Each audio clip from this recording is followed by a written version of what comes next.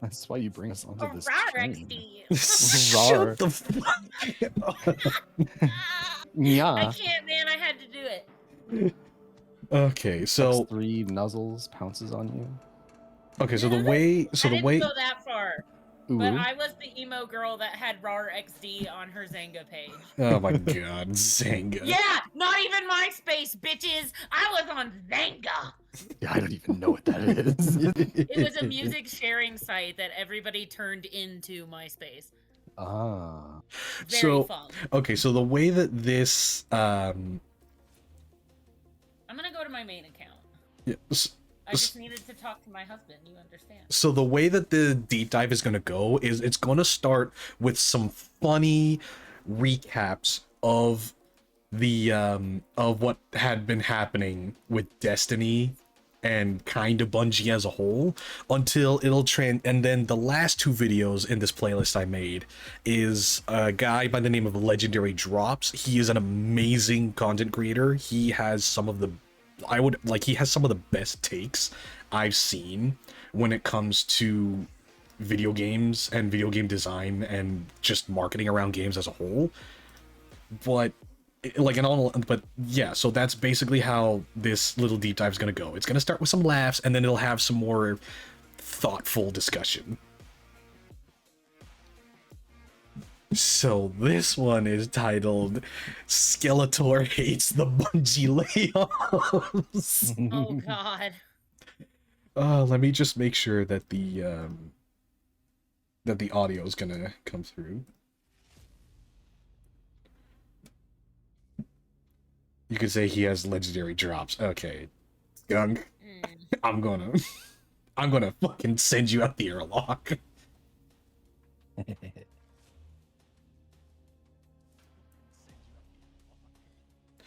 Okay, is this right?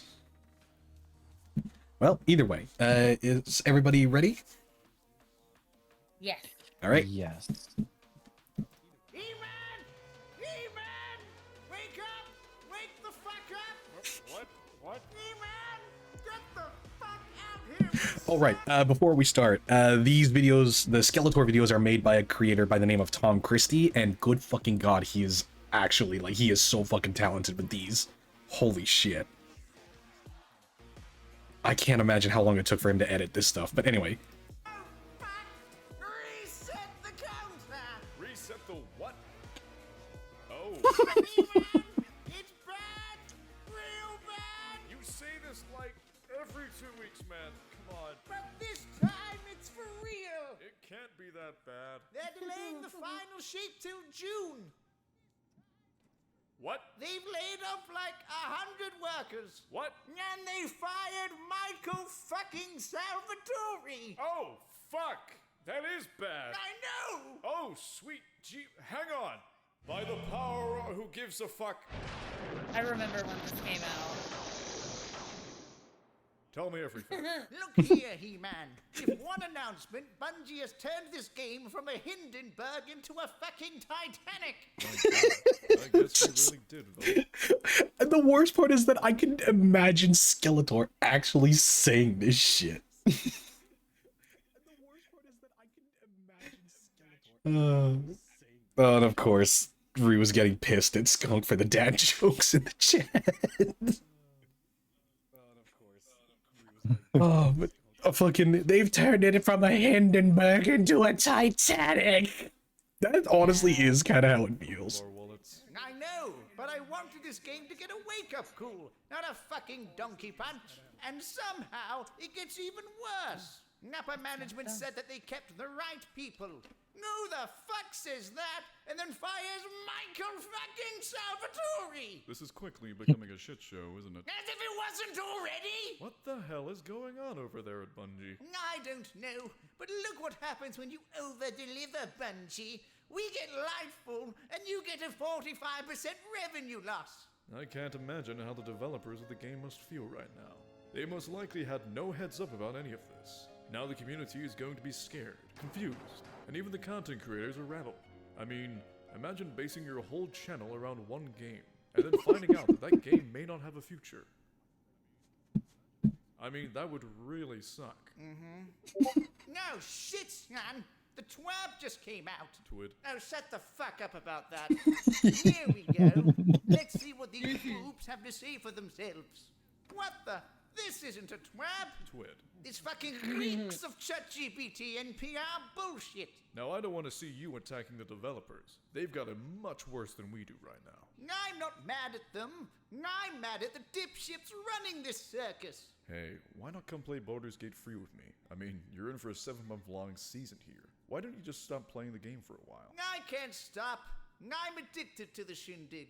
I play this game every single day and I don't know why. I get teabagged in Crucible, shit stomped in Trials, and every LFG has that one guy who calls me a Christ.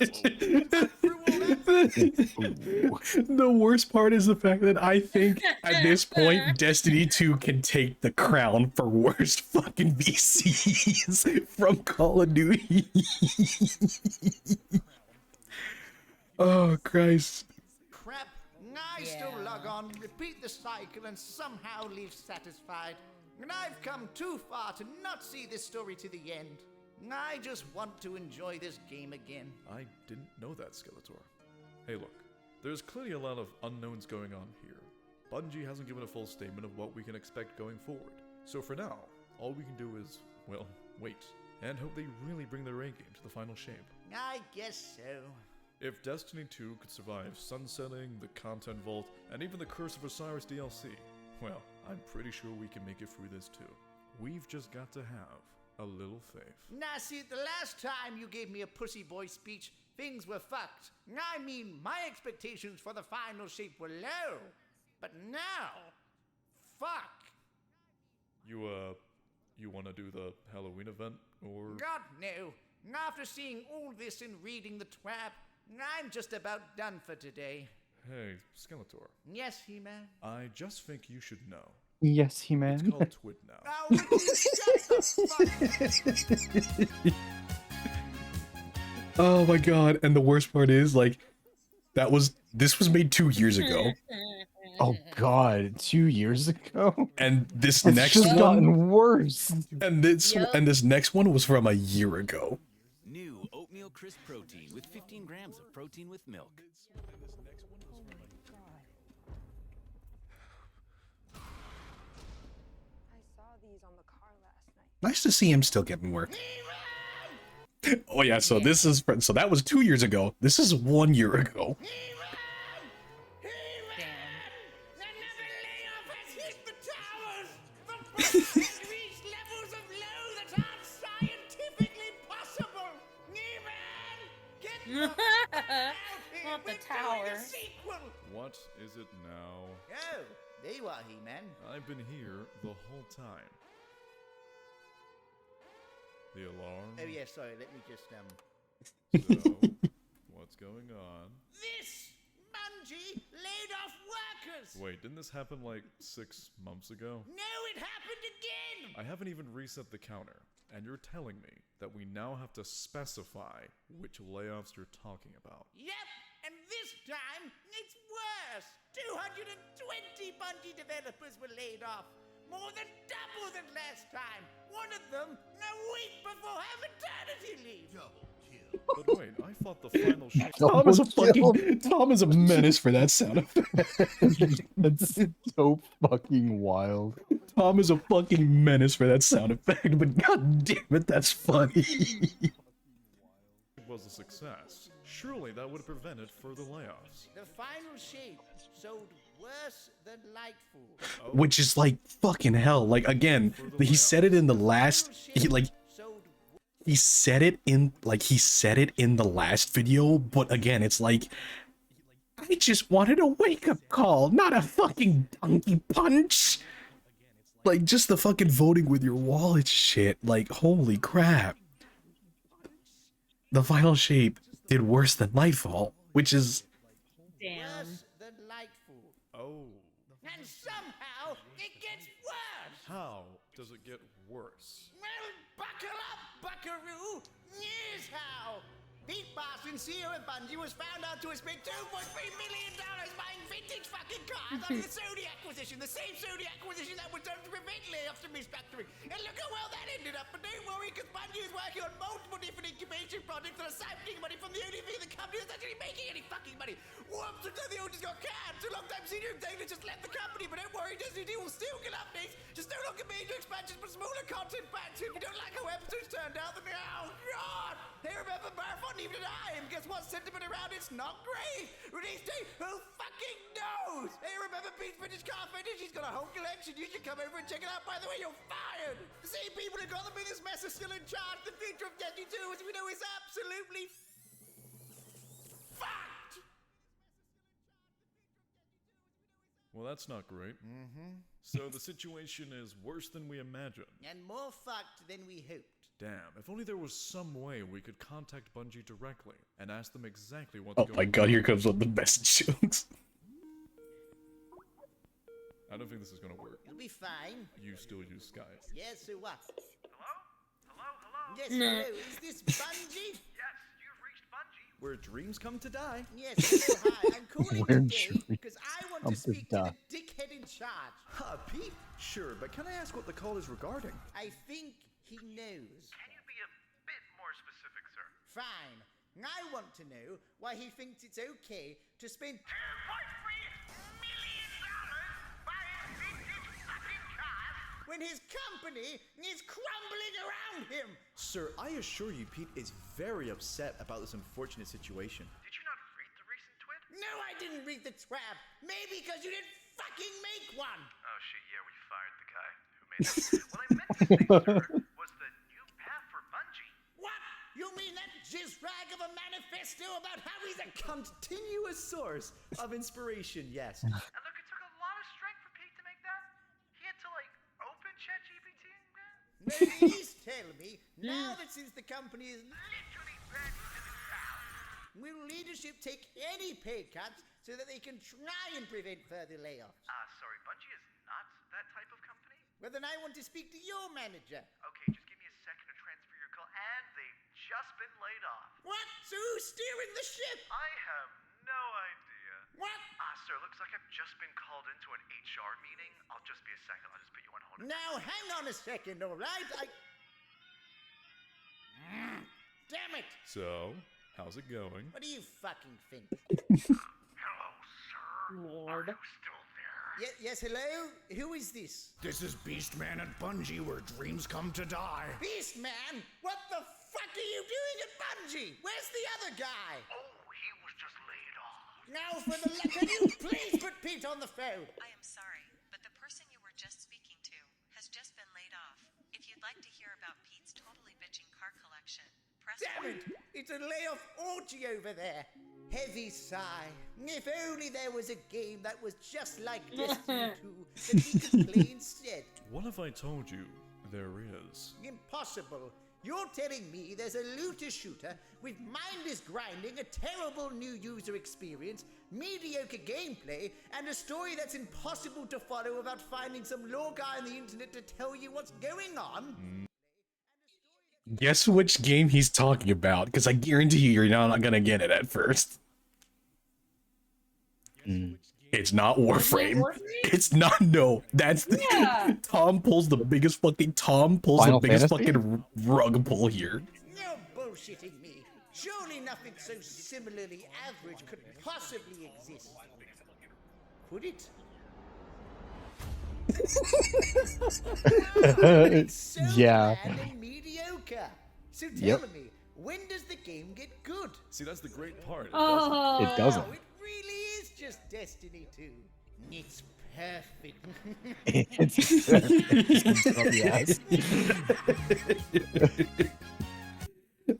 When I first saw that, I fucking laughed my ass off because I genuinely thought he was talking about Warframe. I did too. Oh my god, it's just... So when does the game get good? Oh, see, that's the neat part. It doesn't. No! And of course, this one is Skeletor hates the state of Destiny 2. And this was, again, a year ago, but December 31st. Damn. Oh, no, my God, not again! Oh, there you are, Skeletor. No, Jesus Christ! Put up the monitor! Where is it? There What's got you so worked up over there, Skeletor? Bungie! Do I even want to know? It's always the same shit, different asshole with this company. They keep dropping the ball. Fucking, we have identified another fucky wucky with the dawning. A widow fucker boingo. We might be working very hard to fucking just. God damn it, Tom. Ready on the fucking ground. Episodes are just reskin seasons. Gambit has been abandoned, and all the new content is drier than a teenager's cum sock. Sounds to me like you've just lost Ew. all interest in Destiny 2. How could I not? The next major update is until fucking summer. And every seasonal event sucks and is the exact same, and somehow they can't even reuse them without it breaking the game! Well, if the Dawning event sucks so much, why not just hop on the LFG and do a raid instead? The LFG is dead because player numbers are dropping harder than healthcare CEOs. And every time we raise our concerns, Bungie gives us the side bitch treatment. But at least the developers are acknowledging that they're making mistakes. Oh, I'm sorry. I didn't realize expecting the bare fucking minimum was asking too much. And don't get me started on this end-of-year developer post. Weapon crafting removed the joy of owning a random weapon? What, did Stevie Wonder proofread this shit? Why can't we have both systems? And satisfying conclusions? Maya slowly floated away on a cum river like she was at a freak-off party. What do you mean satisfying conclusions? Look, I understand your frustrations, but you can't be too hard on the developers. The people working on the game clearly still care, and they're obviously being affected by the recent layoffs. I know that. I just hate that they act surprised when player numbers hit the lowest they've ever been, as feedback is constantly ignored, and every new patch somehow breaks the game. How are you going to take away weapon crafting and replace it with a tonic system that literally didn't fucking work? But if these tonics were so important to the season, wouldn't they have fixed them fast? I mean, they didn't just introduce their new seasonal gimmick without testing it first, right? Oh, they totally did do that, didn't they? You do know what company we're talking about here. Oh. So that's where we're at. Wait, you didn't know about this? Oh no, I haven't played the game in like 4 months. The drama around Destiny... The difference was I stopped playing like before Kate 6 died. Nathan Fillion's character. Yeah. And that was like the 4th or 5th expansion. And it's just holy shit. 2 was a lot more interesting than actually playing the game. Then why are you here? I was going to ask if you wanted to play Marvel Rivals. That is very tempting.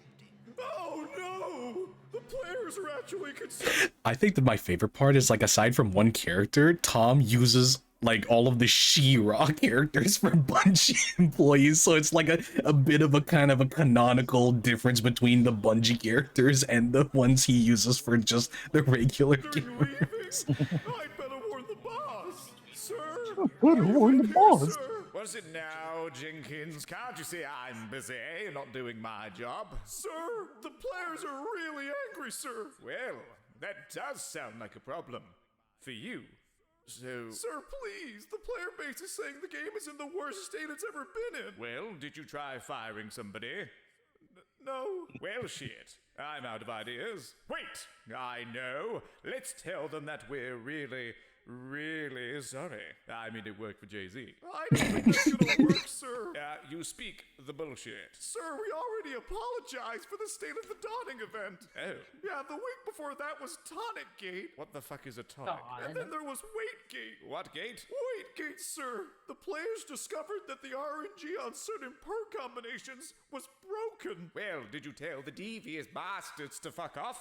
Well, we did, sir. But then they kind of proved it. Oh shit. Sir, the game is in the buggiest state it's ever been in. But how is this possible? I kept the right people. How did this all get past the Q&A department?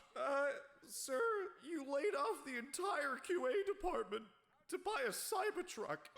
Now don't be a hater, Jenkins. Sir, right now, the QA department is just Steve. Yeah, I do like Steve. Just the fucking Psychic Rebel style, just scream of agony. Department Oh my is just god. Steve. Yeah, I don't like Steve. Can we just fire him or something? Not to mention the company is being sued! Again, you say that like it's my problem, Jenkins. Sir, the game is in the worst state it's ever been in, and morale is as low as our player numbers. Well then, I guess it's come to this. It's time to do what I should have done from the start. Focus our resources Fired. on ensuring our product is delivered to a high standard to show the players that we still care. What? No, dipshit. It's time to bust out the golden parachute. But sir, what about the company? What about the company, Jenkins? And don't worry. No matter what happens, I'll be fine. What? My job here is done. But you didn't do anything. Marathon will fix everything. Sir? Lord Bungo, away!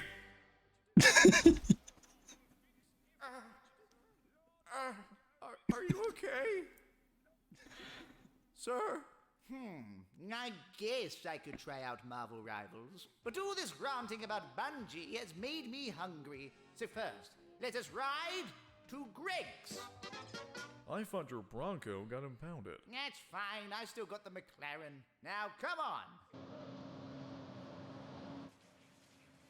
What are you playing there, Skeletor? Oh, this. I'm playing Destiny Rising. It's the same game, but the devs actually give a shit. I mean, that's cool and all. The fact that the mobile version of the game, made by a different team, is fucking in a better state. Jesus Christ. Do that whilst you're driving down the highway. What? It's fine. Besides, if I'm going to play Destiny 2, I'm going to play the version of the game that actually works. Soon Gwyn will be mine. No! No! If you recognize that fucking car, that fucking, oh, the streamer that fucking totaled his car on the highway. And then we come to 8 months ago. And this video came out right before the Legendary Drops little kind of documentary. Oop. The Bungie bullshit has hit the fan! We're not doing this right now. Not on my farm run. You won't believe it! Bungie have fucked up again! I can absolutely believe that. It's the one thing we didn't want to happen! Oh wow, the company that routinely fucks up, fucks up again. But this is a new low! Bungie has spread their asshole like Liddy Phillips and MDMA on this fucking twat! Hasn't it been like 8 months since you last talked about Destiny? What spurred this on? What? I've been fucking busy, okay? Doing what? Oh, you know. What?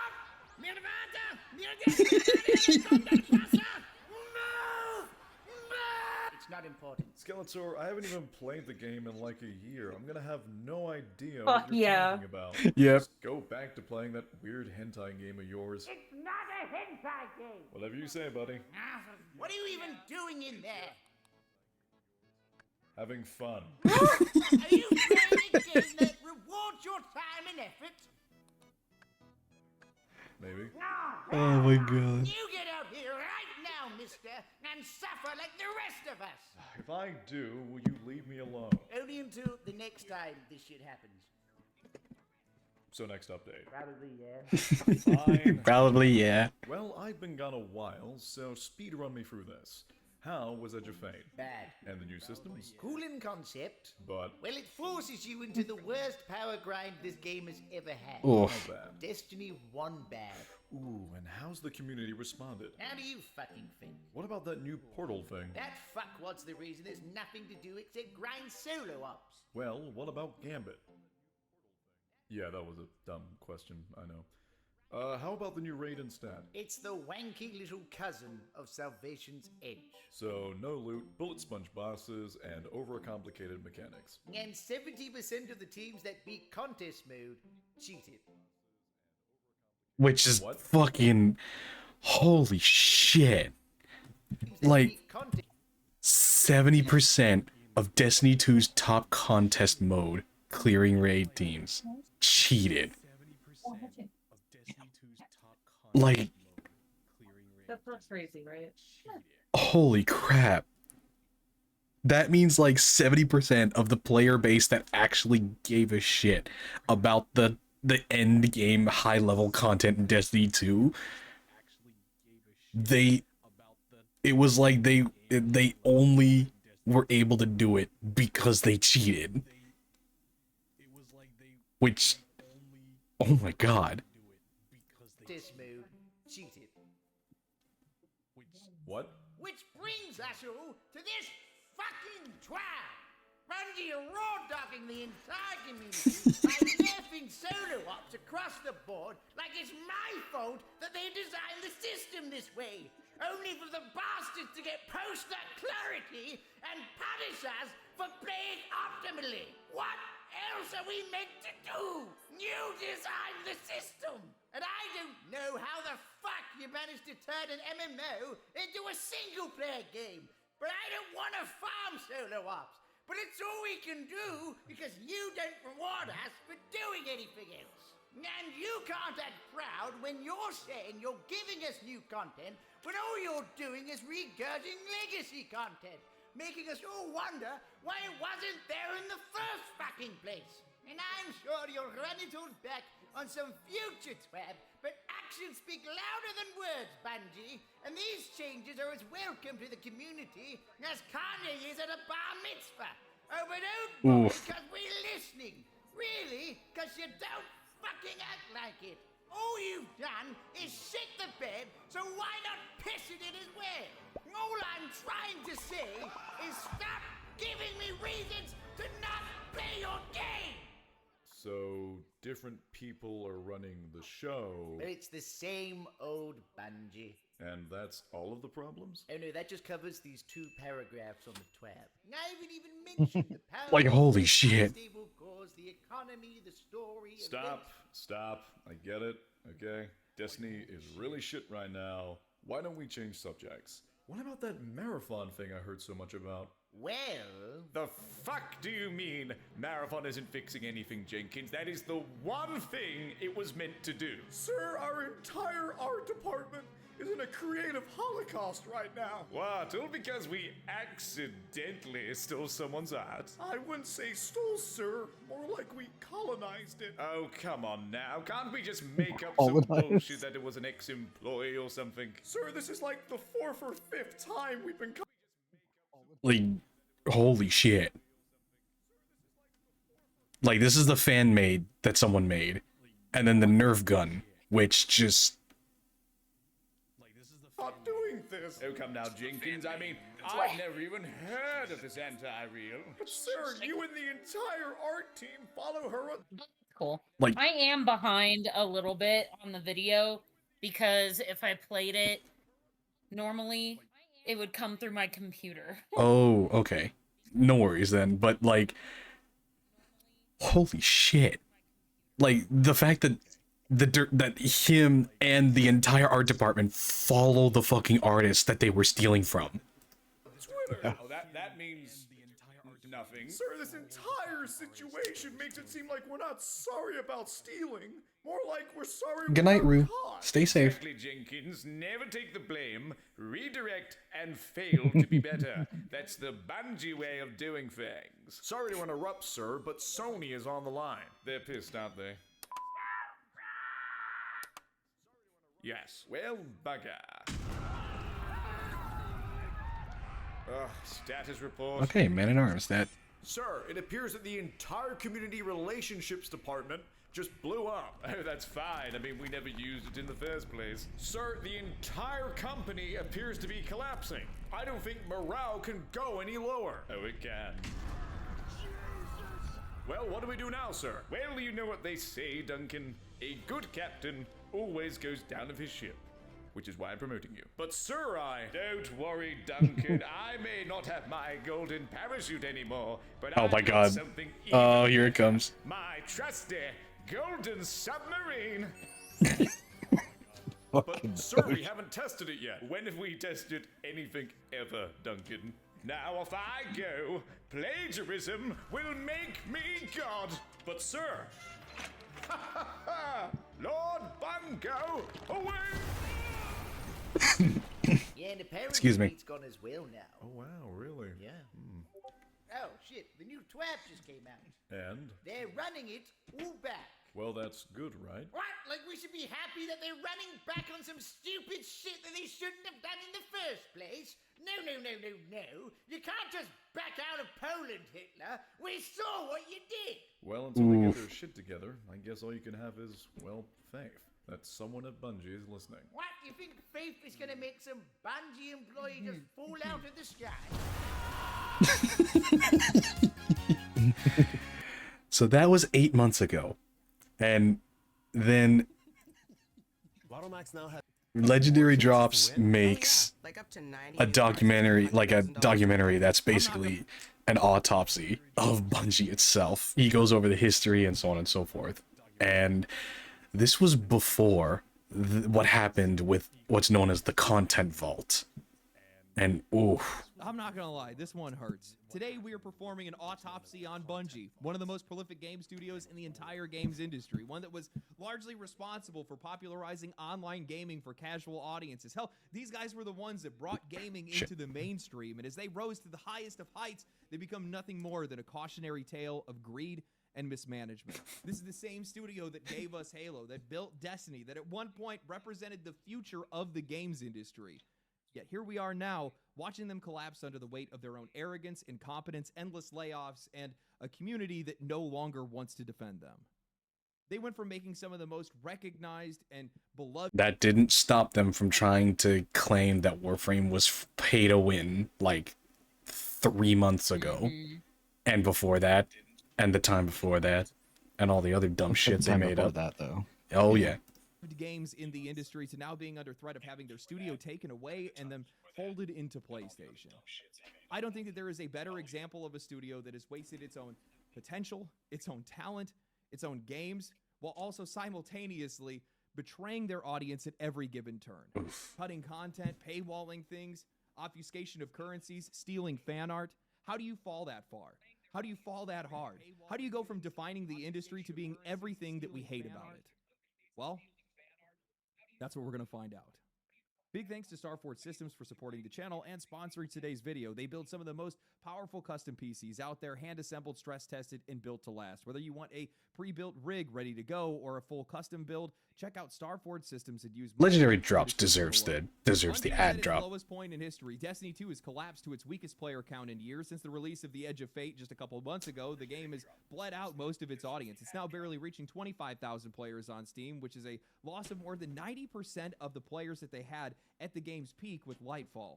Their next project, the extraction shooter Marathon, was revealed this last spring to little more than criticism and controversy, especially after it came out that they had lifted art assets from an indie creator. Ultimately, that entire fiasco forced PlayStation to suspend the release of the game indefinitely. So now, with Marathon in limbo, Destiny 2 spiraling, and CEO Pete Parsons stepping down, Sony has already begun stripping away Bungie's independence and preparing to fold them deeper into PlayStation. Rewind the clock 10 or 20 years ago, and this is one of the greatest studios in the industry. They were untouchable, and nobody could have ever predicted that this is where Bungie would end up. But here we are, which means that we have to answer the question how, and to be able to understand that, we need to go back to where it all started. Like so many legendary... Sorry, Olive, did you wanted to add something?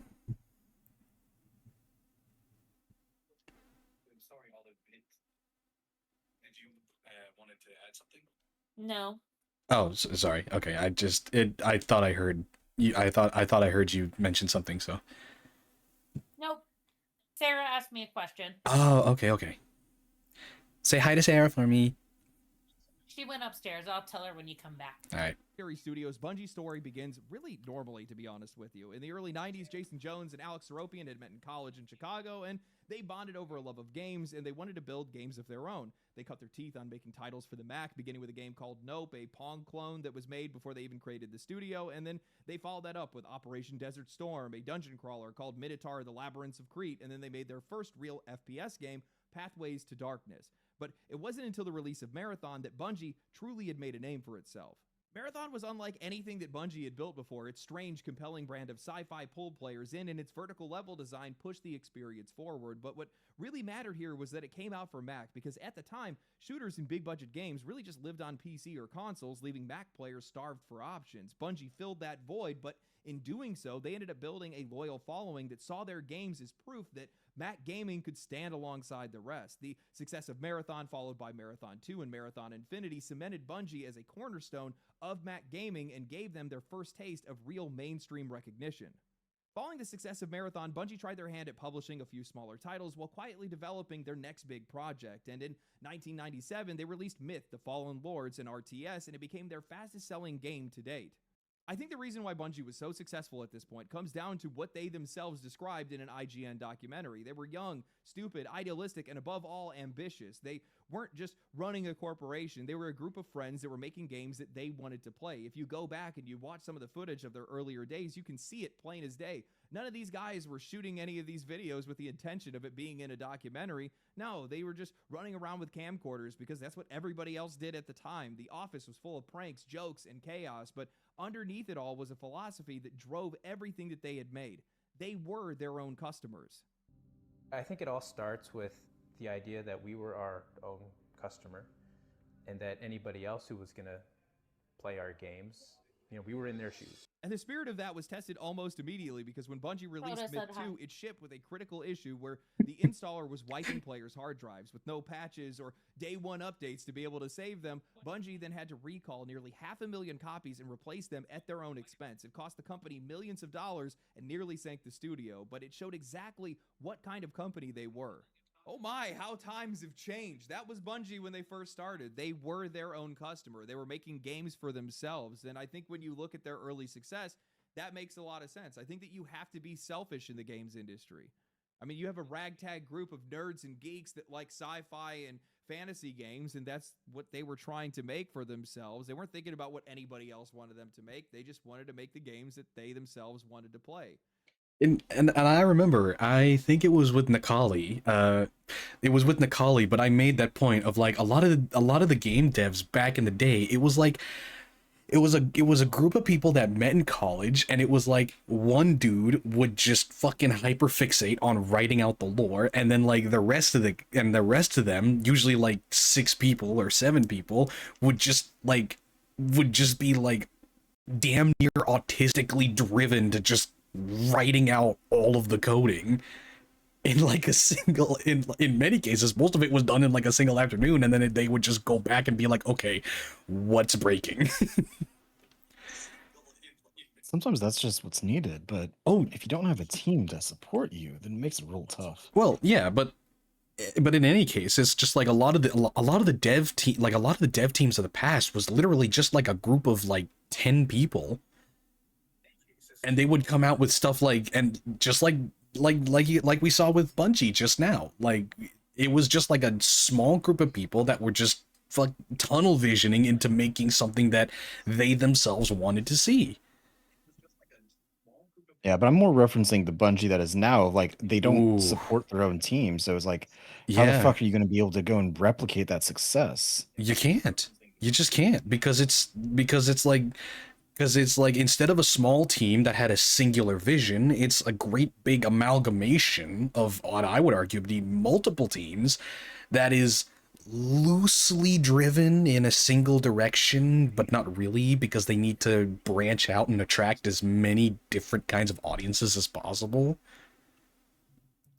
We were our own customer. We were in their shoes. I'll say if you stick with your niche and your niche is good and loyal, that's what branches out, because those people continue to talk about the game. Oh yeah, exactly. And that's part of the reason why id Software has reached such high success with their Doom games. Yeah. Because it's just like, hey, you can, like, anybody can hop into GTA and do like a bunch of stuff, like, oh, you can go golfing, you can play darts, you can do this, you can do a whole bunch of shit without even touching a car in Grand Theft Auto. And it's just like, nah. And like id Software was like, we're just gonna do one thing the best. You want to shoot demons? You're gonna fucking shoot demons. Oh, but well, what if I wanted to? No. You're gonna shoot demons. Seems to come up almost every single time I ever talk about either successful developers or ones that are failing, because at the end of the day, I think that that's where success in this industry starts and stops.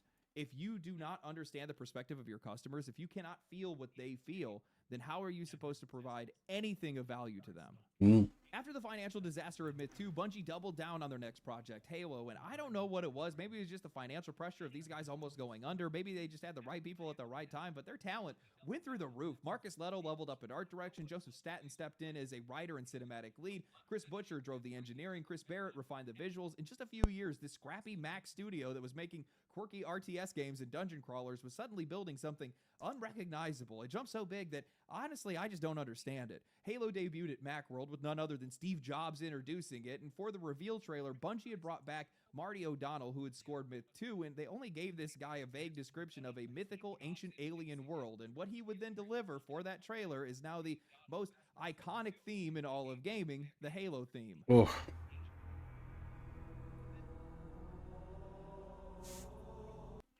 Chills. Fucking chills. Every goddamn time.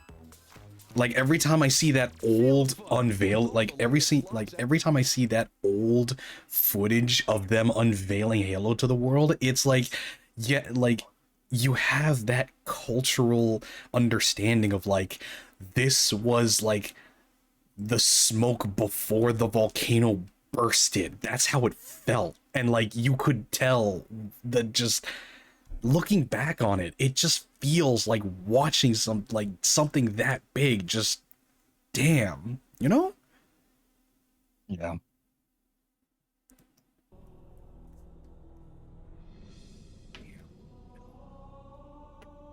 Honestly, even with the older graphics and the models, I'd say it still holds up somewhat. Deep in financial trouble. They were not good at managing money. They were good at making games, and the impact of the millions lost on Myth 2's launch was finally starting to take its toll. So, following the reveal of the game, they began quietly searching for somebody to acquire them. They knew that Microsoft was preparing to launch a new console, so they reached out to Ed Freeze, head of Xbox. Freeze, completely desperate for talent and flagship titles, jumped at the chance to be able to acquire them. The deal went through, and Microsoft made Halo the centerpiece of its new console. Now, at the time, first-person shooters lived on PC. Games like Doom and Quake thrived on mouse and keyboard precision, and most people doubted whether or not first-person shooters could even work on console. Halo Combat Evolved ended up launching on the Xbox, and it proved everybody wrong. Its tight controls redefined what shooters could be on the platform, setting the standard for how FPS games would feel on consoles even today. When Halo released, I don't know, man, this game was an enigma. Its campaign and PvP were perfect, and you just had never played anything like it before. And its LAN-enabled multiplayer just created this instant community around it. We'd hook up multiple Xbox consoles for 16-player matches. It just became the game that everybody wanted to get together to play. And it wasn't just about playing the game, it was about the shared memories that that game brought with it. But this is also the moment where things took an unexpected turn, because after the release of Halo and during the development of Halo 2, Bungie's priorities began to shift, and I'd argue that this is the moment where everything changed for them, because remember, Bungie was a Mac-first developer with a loyal audience that carried them through their early years. They would not be where they were without them. The original agreement they had for Halo was for that game to be multi-platform, and Microsoft had already commissioned Gearbox to port the game to PC and Mac. But then, Microsoft and Xbox's marketing team, along with Bungie's own manager under Microsoft, Pete Parsons, canceled the ports, forcing the game to be exclusive. Now, I'm not saying that this betrayal of the PC and Mac fans was the sole reason for Bungie to go down the wrong path, but this is the moment where control started to slip, when making games stopped being about the players who got them there and started being about something else entirely, something that only got worse with the development of Halo 2. Bungie wanted to push Halo 2 further than anything that they had done before, but the project slipped into chaos. Deadlines started slipping, Microsoft's patience started to run dry, and executives were reportedly pressuring the developers to sleep in their own offices just to keep the machine moving. The same group of nerds that were once making games for themselves were now getting crushed under corporate schedules. Bungie asked for another year, but Microsoft said no. For Bungie, this wasn't just a scheduling issue, it was survival. Rushing Halo 2 risked undoing everything that they had already built, and the standoff between the two got so heated that Ed Freeze, one of Xbox's top leaders, quit the company in frustration. Bungie eventually ended up getting their delay, but they lost their strongest ally, and with him, the last traces of the carefree studio that they used to be. Okay, what the fuck? These fucking ads. What's crazy is that despite the last traces of the carefree studio that they used to be. And I think what's crazy is that despite all of this, their talent was still undeniable. Halo 2 was more than just a sequel, it was a cultural event. It sold 2.4 million copies in the first 24 hours. It raked in $125 million, becoming the fastest selling piece of media at the time. It was the moment that gaming fully entered into the mainstream. And beyond sales, Halo 2 revolutionized online multiplayer through Xbox I miss Live. the Players could actually GameStop form midnight clans. releases. Oh yeah. Man, there's a lot of stuff that's just ugh. We're never gonna get them back, but at the same time, it's like, you know what? Even if they like, it's one of those things where it's just like we're never gonna get the midnight releases back, but like at this point, do we want them back? I'm just gonna say it. Like, I want the community in gaming back. Everything's so toxic and dog eat dog and let's hate each other, and I can't handle that much more, man. My I could not afford many more therapy appointments. yeah. And if they, But that's what I miss. I miss standing in line with fellow nerds and talking about, random bullshit and what you were excited about in the game and oh stuff yeah, like that. that is the part of the midnight releases I miss. But,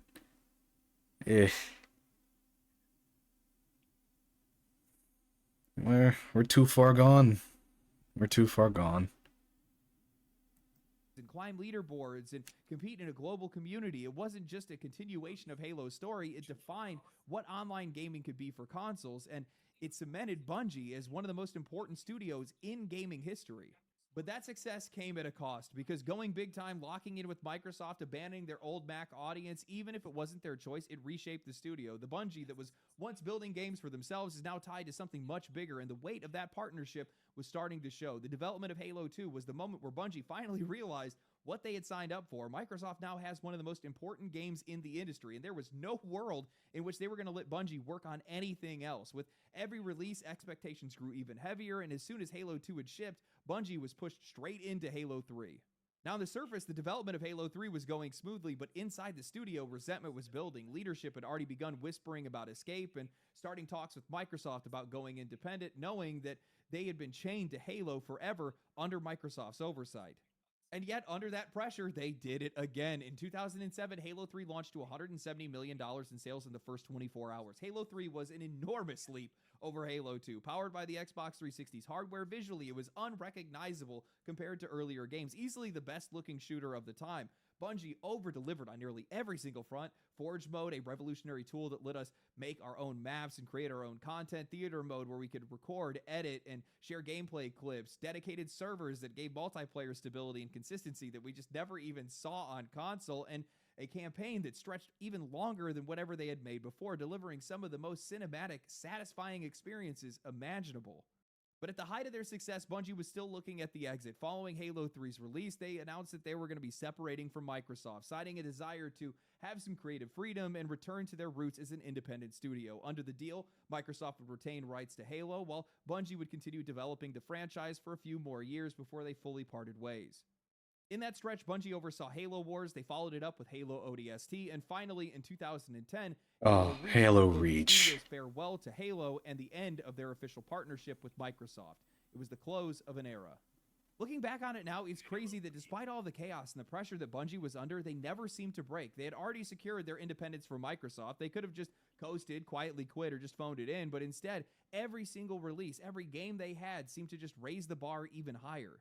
And while Halo 3 might be the most popular entry in the series, Reach was just something else entirely. It showed just how much Bungie had matured and how their skills had developed over the years, and to this day, I do not think that there's been a better FPS story that I have played. Going back to the beginning, delivering Cortana to the Pillar of Autumn, watching the sacrifices of Noble Team unfold, it was devastating, it was emotional, it was unforgettable. Nobody expected Bungie to tell a story like that, and it left an impact that I think still defines Jesus them Christ, fans Steel even Path today. interception missions are Reach was fucking awful. Halo, it was the moment that we remember Oh yeah.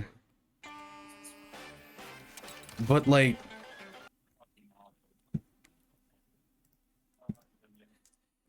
yeah, honestly, Steel Path is kind of annoying.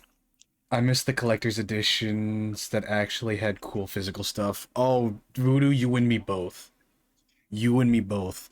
And like I actually was tempted to get the fucking collector's edition of Black Myth Wukong because of the stuff that came with it, but it was like I couldn't. I just couldn't because it's just like Oh my god, I have a figure that came with a Tails game. No Now fucking I way. bought him separate. I bought him separate from a different collector, but Tales originally of he Xillia 2, Oh. the legendary edition came with a small anime figure of the main character. And Luger's my baby. I adore Luger. So I had to get it. But yeah, and then Cloud got me the game because she's my bestie ever. We love Cloud. Mm-hmm. We love Cloud.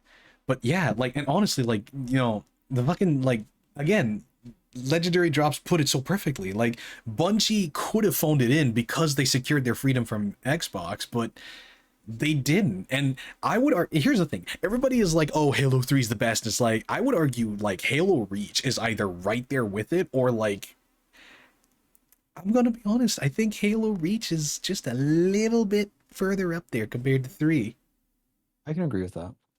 If As anything, somebody because who like grew up with the Halo games, I can agree that I believe Reach is better.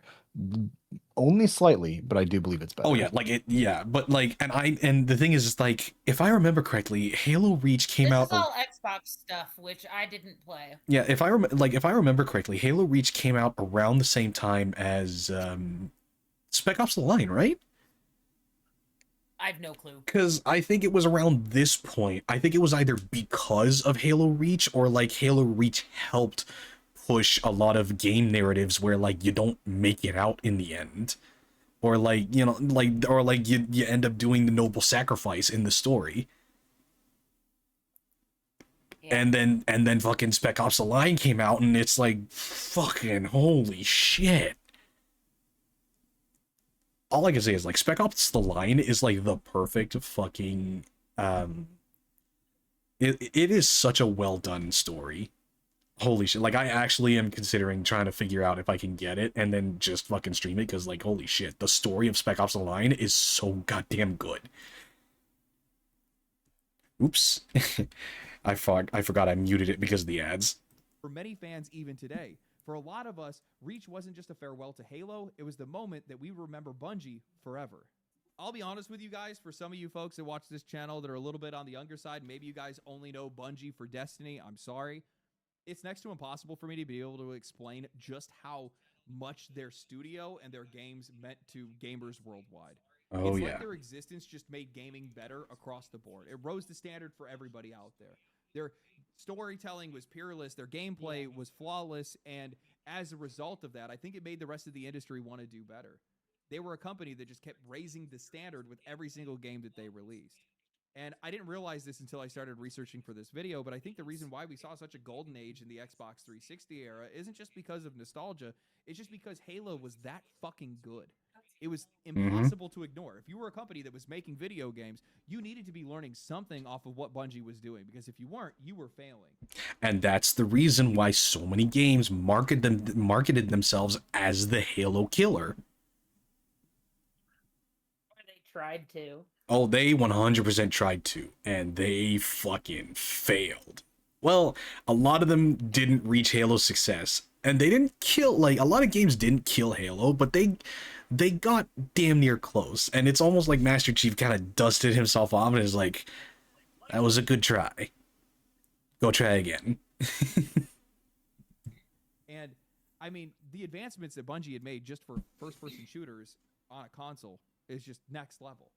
I mean, they brought them to the console in the first place. They brought the entire genre to the console. It's like I said at the beginning of the video, the controls that you play on a controller today are some variation of Halo's controls. You cannot perfect perfection.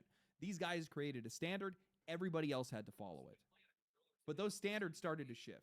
The minute that these guys left Xbox was the minute that everything started to fall apart for them. Whether it was indecisiveness, whether it was the financial pressure of them going independent, maybe it was also their changes in leadership. All of the issues that they had that started at the development of Halo and then on started to bear fruit. And the image and the reputation that Bungie had built for itself was going to fall apart. While Bungie was still working on Halo 3 ODST and Reach, they were also working in the background on a game that they had planned to launch once they had gone independent, codenamed Project Tiger, later revealed as Destiny. After cutting ties with Microsoft, Bungie then signed a 10-year publishing deal with Activision in 2010. Why did these guys think that was going to be a better deal for them? And it didn't take long for things to spiral out of control. In 2013, only a year before launch, Bungie leadership scrapped the original campaign written by Joe Staten, the veteran who had helped shape some of Halo's most iconic narratives. Staten then left the studio shortly after, and the campaign was rebuilt from fragments, leaving Destiny's story incoherent at launch. When Destiny launched in 2014, expectations were sky high, an MMO shooter coming from the studio that never misses. It felt like a dream, but in reality, it was a stumble that nobody ever saw coming. The gunplay was incredible, pure Bungie, but everything else around it was hollow. The story was weak, the content was thin, and the grind was absolutely relentless. It was a fun and frustrating experience at the same time, a game that felt great to play but gave you nothing meaningful to do. Bungie's support really didn't help the situation either. Content drops dragged on, balance patches absolutely gutted some of the most popular weapons in the game, and over time it just became less fun to play. Expansions like the Dark Below I and House actually of do Wolves remember this game scraps launching and my friends trying to get me to play it, and I just could not do it. Oh yeah. Oh yeah. And the worst part is the fact that, like, to kind of add to that, like to add to the point that Drops makes about them scrapping the original story for Destiny, is the fact that, like, again, like they scrapped what was written by the guy that made some of Halo's most iconic fucking story beats, which then, I don't want to say it resulted in him leaving, but like, I would be pretty fucking disgruntled if the stuff I wrote was just fucking scrapped and then Frankensteined into something. I wonder if he left first and they had to scrap it. That actually would make sense, but at the same time, it also explains, like, them scrapping all of it and then fucking hastily Frankensteining the bits and pieces they had into a story. That explains why, in order to fucking read any of Destiny's lore, you had to fucking go to, like, you would get the lore card in the game, and then you would have to use that lore card on a separate fucking website that wasn't even connected to the game. You actually had to, like, open a fucking browser and then, like, use the fucking code or whatever was on the card of your game. And, like, it was so fucking stupid how they did the lore that like, I still remember when I fucking ranted about that to you, Olive. Like, that's how fucking angry I was with how shitty they handled the lore. And fucking hell, it just, holy shit. It felt more like cut content from launch, while The Taken King finally delivered the overhaul that players wanted all along, but only behind another paywall. By then, the sense was already clear. Destiny had not launched unfinished by accident. Bungie was selling back the missing pieces later. Oh, I remember being so mad about this. Oof. The Dark Below was an absolute ripoff. Crota's End was a cool raid, but that expansion was just like one strike, a couple. And the worst part is the fact that, like, so many people, when I first started VTubing, they'd be like, oh wait, Crota, you mean Destiny 2? And I'm like, no, Crota is short for Crotalus viridis, the Latin name of the snake that I chose. And it's just like, it hurts. It actually hurts. Story missions, but the cost is later. Oh, I remember being so mad about this. The Dark Below was an absolute ripoff. Crota's End was a cool raid, but that expansion was just like one strike, a couple story missions, and a couple PvP maps. It all felt like cut content that should have been there since day one. Same thing goes for House of Wolves. By the time Taken King came along, yes, that was actually worth it. It finally made the game feel like the Destiny that was always pitched to us. But then Bungie comes in and puts in the Eververse store, bringing in microtransactions into a fully priced game with expansions. And that was like somebody walking into a 5-star restaurant and taking a shit on the table that you're eating at. You can ignore it, but you can still smell it.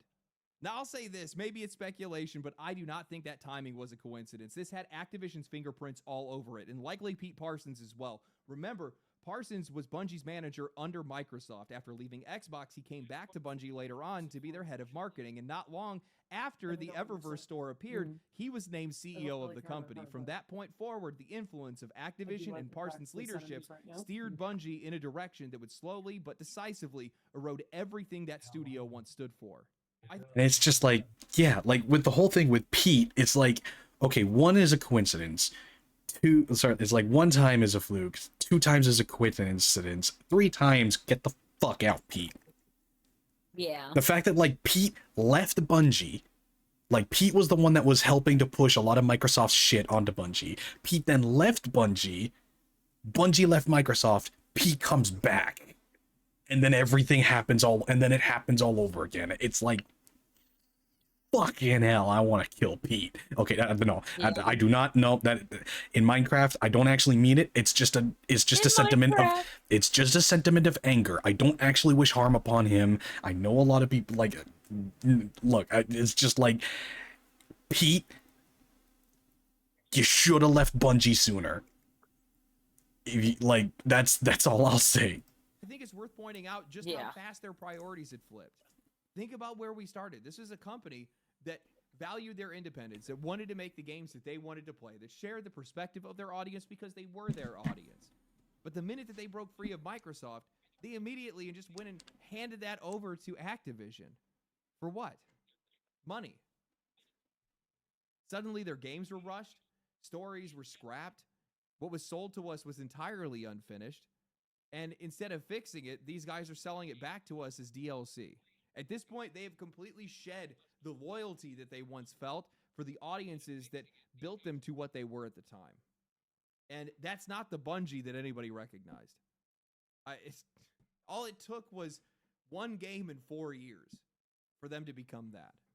And then came the microtransactions. What happened to We Are Our Players? It's always funny when I hear that from developers where they say that they share our perspective. How many developers pay for microtransactions in their own games? I'd really like to know. Actually, you don't need to tell me because I already know. As somebody that's been sponsored by video games in the past, I know that to them, it's just a button press on the back end. They don't know what it's like. It's money to us. To them, it's nothing. And that's the moment that Bungie lost perspective of their players. They stopped being us, and they started preying on us.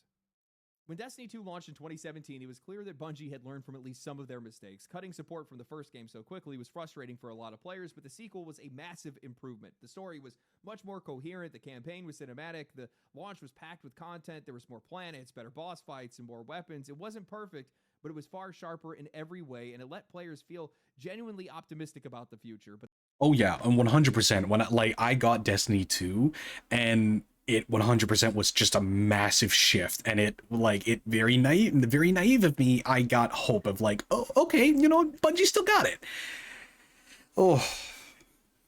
But that optimism would be I think when you started to leave Destiny 2 is when you went on the big long rant about Destiny as a whole to me during an Overwatch game. Oh yeah. Oh yeah.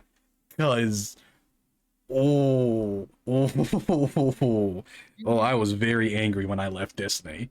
Not long after launch, players discovered that Bungie was secretly throttling XP gains to slow down how quickly players could earn Eververse rewards. On paper, XP should be used to be able to unlock free loot boxes containing cosmetic items, but in practice, Bungie had built a system deliberately limiting how often players could earn those rewards without paying. Now, this was just the start, because while the game felt content-rich at the start, the cracks started to show pretty quickly. Endgame progression was incredibly shallow, but that was by design, because only 3 months later, Bungie rolled out a $20 DLC and offered almost nothing. Oh my god, the Curse of Osiris DLC. Scraps of content. It was the same cynical playbook that they had for Destiny 1's early expansions, and it confirmed what players were already starting to believe, that Bungie was not the beloved studio that they once were. They were a greedy one. By 2019, Bungie had shifted Destiny 2 to a free-to-play model, at least in name. In reality, multiple expansions had already... I was so fucking pissed when they did this, and then they offered fucking nothing to the people that bought the game. I think it was this moment here, Olive, that I left Destiny 2. Been out, so the cost of the full experience of the game was well over $80 at the time. Players could access a base layer of content, but most weapons, raids, and campaigns were locked behind paywalls. Free-to-play was nothing more than a marketing label. And the worst part about all that paid content is that it wasn't even yours. In 2020, with the launch of Beyond Light, Bungie vaulted nearly half of Destiny 2's content. Oh, yeah, this is one of the, so yeah, so it did happen before Legendary Drops made this video, but like they literally removed, they like at this point in time, they basically removed, okay, so to put it in context of Warframe, it's almost as if they removed almost everything up until 99. No. It was almost as if they removed everything up until the new war. Oh, damn. Like, here's the thing. Everybody, like, I would always give Destiny 2 the benefit of the, like, because whenever I would compare the two, it was like, yeah, Destiny 2 has a better, new player experience compared to Warframe. And then this shit happens, and it's like, fuck, okay. Expansions players had paid for entire campaigns. Vaulted nearly. And the worst part is you got nothing. Like the worst part is you got nothing when they vaulted this content. Yeah. Even if it was expansions that you fucking paid for. Half of Destiny 2's content. Expansions players had paid for entire campaigns like the Red War, Curse of Osiris, and Warmind gone. Whole planets were deleted, exotic quests, weapons, and activities had vanished, all in the name of streamlining the experience. Bungie had claimed that it was necessary for technical reasons to introduce new systems and reduce file size, but no MMO or other live service game has ever done anything like this. The worst part is that when they claimed that it was to decrease file size, I call bullshit, because the game was still as big even after they vaulted all of the content. And the worst fucking part is that they vaulted the content with the promise of re-releasing it, except for the fact that I don't know how it happened, but they ended up losing the majority of the shit they vaulted. It's almost, I don't think it was a hack, but it was almost as if a fucking intern accidentally hit the delete key when they meant to hit enter. Damn. That's literally like, and the fact that like the game is still such a ballooned fucking mess. Oh, sorry. I said Kinger moment. Oh no, it was a fucking Kinger moment. That's how it feels, because it's just like, and the thing is that the fact that like they can't even re-release their content anymore without it breaking the fucking. That's what Skeletor was complaining about the fact that like, oh, a bunch of the stuff is just legacy, like a bunch of the stuff they're releasing post 2021 is just fucking like post 2022 was just legacy content that should have been there in the game in the first place. Except for the fact that every time they released this legacy content, it broke the fucking game because they had to basically rebuild it from the ground up, because for some reason they just lost all of the shit that they vaulted. Damn. It devalued years of support, erased content people had purchased, and it had made it feel like Bungie was forcing players forward into new expansions, whether they liked it or not. Now, you think after vaulting half of the game, Bungie would try to repair their relationship with their players, but instead of that, they just doubled down. The Witch Queen expansion was absolutely brilliant. God, I love that expansion so much. But underneath it came $20 paywall dungeons and expansion prices that crept up past the cost of a brand new game. In 2023, after Sony bought them, I thought that they would actually improve. I think a lot of people thought that they would, but things only got worse. Seasons got locked behind $10 to $15 paywalls, obfuscated through silver bundles that were always forcing you to overpay for them, followed by paywalled exotics, paid campaign skips, and an Eververse store that just kept ratcheting up prices while locking more cosmetics away. And through all of this, Bungie still had the nerve to market Destiny as a free-to-play game when it clearly isn't. The most frustrating part of all of this is that despite all of its flaws, Destiny 2 can have some incredibly high points. That's why people keep coming back to it. Expansions like Lightfall in 2023 pushed the game over 300,000 concurrent players on Steam. Yeah, like Lightfall was like when everybody was claiming like, oh, Destiny's finally making a comeback, and it's just like, I remember that too. And I think the funniest part is the fact that I still have my copy of Destiny 2. I wonder if I put that shit in my PlayStation, I wonder if my PlayStation would fucking explode. Like, Right. I am so tempted to try and fucking put my Destiny 2 disc, and it was like original Destiny 2 disc, into my fucking console and just see what happens. Cause holy shit.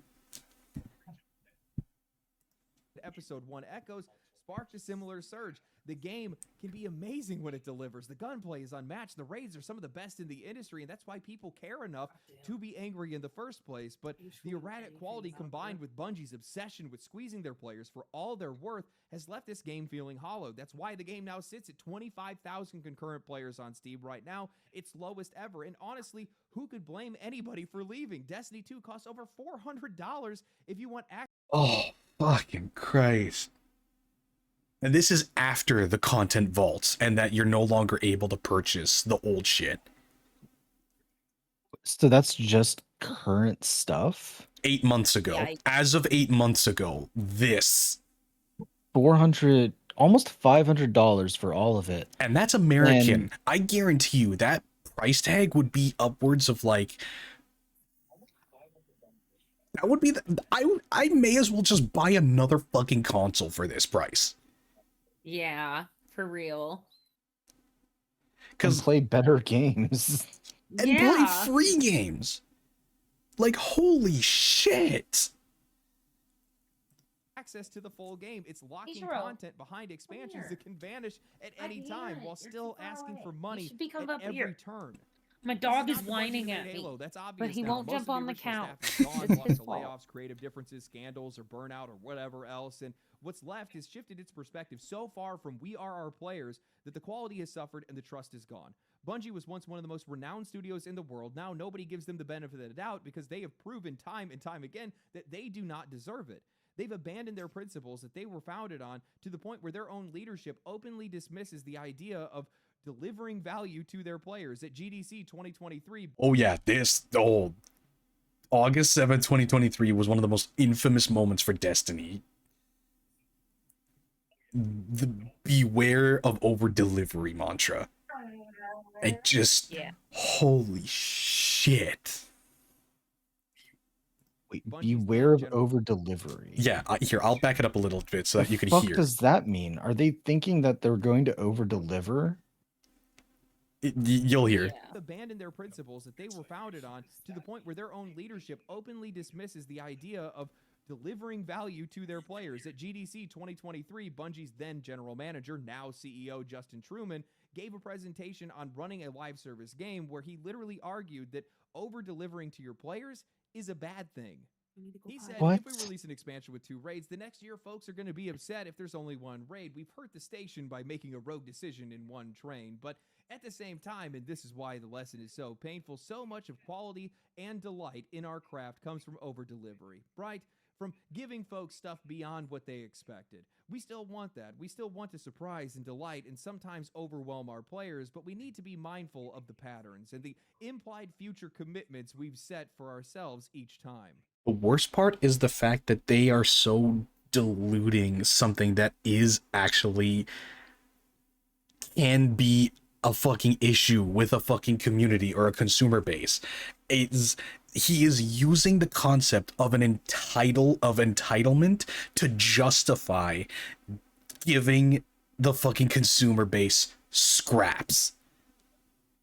Like, I feel like there's an argument to be made for that, but the counter argument is just be honest with your player. Exactly. Just be on, because like we weren't able to bug test the second map or whatever. Yeah, or so you're only getting 1 this patch, but you'll get 3 next patch. Yeah, or you know what I mean? Yeah, or something like that. But no, and the worst part is the fact that again, it is an issue for the the entitlement within your community, entitlement from your community is an issue that all developers have to deal with, but this is just using it as a scapegoat in order to justify under-delivering. Yeah. Games media rushed in to defend Bungie at the time, claiming that... This should have been a fucking Gamergate moment, but it wasn't. Because the games media that came in to defend this fucking bullshit. Players just didn't understand the full context of the conversation, but let's be real, that's a bullshit mentality. It does not benefit your customers in any way. You should be setting clear goals and delivering on them. Simple as that. How disorganized, how inept is your leadership if you have to justify not creating patterns of quality? If you're afraid of actually setting positive expectations, that's not a strategy, it's cowardice. And that leadership, I think, has shown through bright as day when they revealed Marathon earlier this year, a hero-based extraction shooter. I didn't think you could be any more on the nose when it comes to trend chasing, but the reveal landed with a thud, uninspired, unwanted, instantly forgettable. Then came the controversy. Wait, is that when actual fans gameplay discovered of that it? Bungie It's okay. So this video was made before Bungie released Marathon. So it's kind of like in development footage that he's using. had copied an indie artist's work for their art deck, then they go and blame it on a former employee that got swept up under layoffs. But true or not, intentional or not, it doesn't really matter. It only underscores just how disorganized and hollow this studio has become. And I'll be honest with you, I played the Marathon pre-alpha, and it was the first time in all of my research that I actually felt like I was going to work. No soul, no spark. It was just an empty grind that just made it painfully clear that Bungie has not only sold away their principles, but their talent. The only thing that's left is a studio that is creatively bankrupt, and it's being run by management that has no idea what they're doing, and that's why Marathon is delayed indefinitely. Sony now sees the writing on the wall and that they've wasted their $3.6 billion investment. With Destiny 2 bleeding players and Marathon delayed indefinitely, they've begun stripping away Bungie's autonomy, preparing to fold the studio fully into PlayStation, likely dissolving it entirely. There's a really good chance that Bungie just won't exist after this. Bungie's story is tragic because it didn't have to be this way. They weren't some no-name studio that lucked into success. They were visionaries that once set a standard for the entire industry. They took shooters off of the PC and brought them to console. They created moments, memories, and communities that shaped an entire generation of players, and then they just sold it all away. Piece by piece, a studio that was its own customer became a studio that looked at its players as wallets to be drained. They traded their identity for contracts. They traded ambition for trends. They traded trust for microtransactions, and now they're just a shell of whatever they used to be. The community is fractured. Their flagship game is bleeding players. Their next project is a punchline, and the company itself is just now being stripped for parts. The truth is, Bungie isn't collapsing because of bad luck. They're collapsing because they abandoned the very philosophy that made them great. The people who once played their own games, who built for themselves and invited us along for the ride, are gone. What's left is a company that doesn't even understand its audience anymore, a company who forgot what it was. And in this industry, when you lose that, you don't just fall, you get buried. I don't think that Marathon stands a chance. I don't see a world where that happens, not without a vast reimagining. I'm talking about an almost entirely different game, which requires a lot more time and a lot more money, and I do not think those are things that Sony is going to be willing to give to them. I think that Sony's looking at this and saying, this is a company that's lost its trust, that's lost its talent, that's lost its organization, and they're likely regretting that $3.6 billion investment, or saying to themselves, let's just salvage whatever we can that still works. It's, man, just not a good, just a terrible streak of luck for Sony. Yeah. Concord, then Bungie, then oof. Themselves, let's just salvage whatever we can that still works. I'm deeply saddened to make a video like this. I would have never thought that this is where Bungie would end up. I really wouldn't. I mean, I've talked about this in other videos in the past, but Halo was largely the game that made me a gamer. Like, sure, I played games when I was younger, but at the same time, I never had games that I was, like, committed to. Games that became a part of my identity or part of my personality, or that led to Sorry, I didn't realize in the chat. Oh my god. Do you want to know how much in Canadian Destiny 2 and all of its DLC is? $734.86. Damn. I may as well just buy a fucking gaming PC so I have a dual setup. Yeah. Yeah. Making a lot of other friends and memories and things like that. And I mean, they drove me to want to make games of my own. I mean, I dropped out. I'm just not really built for programming, to be honest with you. But either way, that's still what their games did. Their games inspired others to do other things, to do great things, or try to do great things. And now their games only inspire criticism, hate, resentment. I really am of the mind that money corrupts all. And that the more that you're tempted by the ring, the more focus you lose. And the more focus you lose, everything starts to suffer as a result of it. I have no problem with these companies wanting to make money. I don't even have a problem with companies wanting to have microtransactions in their game. I really don't. The problem is that when that gets in the way of the quality of the experience and actually making something for the audience that you're putting it out there for. And when your greed is getting to the point where it's interfering with the process, with the quality, with the experience that you're delivering, you've already lost your company at that point. Mm-hmm. That's how it works in my eyes. I don't know if becoming a part of PlayStation is going to help them. Maybe it will. I mean, PlayStation's internal studios do relatively well for the most part, so maybe that ends up being a boon to them, and maybe it ends up working out. Maybe that's what they need, is just stronger leadership and more oversight. I mean, if you think about it, they were at their peak when they had Microsoft over them. So, I mean, maybe this is exactly what they need. Maybe independence was the last thing Sarah. that Bungie needed. Who knows? Anyway, hope you guys. Well, and the thing is that Legendary even mentions that even way back before they went under Microsoft, Bungie always did have a problem managing their money. They made they were making games, but they weren't very good at managing their money. So maybe was just an early onset thing that caused their eventual downfall. Either way, it just and see this next one. Oh man. This was released 3 days ago. I have not seen this, so I'm going into this blind, but all right. Oh shit. So Legendary is definitely going to talk about more Bungie, less Destiny, but it will kind of tie into everything because, as we all know, Marathon and a bunch of other projects was draining resources from Destiny 2. Oh man, you know, I thought things were bad, but I didn't know they were this bad, and they're a lot worse than what people are telling you guys right now. You know, Sony has to feel scammed. You know, wool pulled over their eyes, sold snake oil, torching nearly $1 billion off the books because they bought 2 failed live service games instead of 1. What a bargain. Surely it can't get any worse. Well, I've looked into it, and of course it does. Well, Predictable. That's all I can say. It's the best thing that I can say. When you Sorry? I said sold snake oil for sure, but I got tongue tied, so it was snoid snack oil.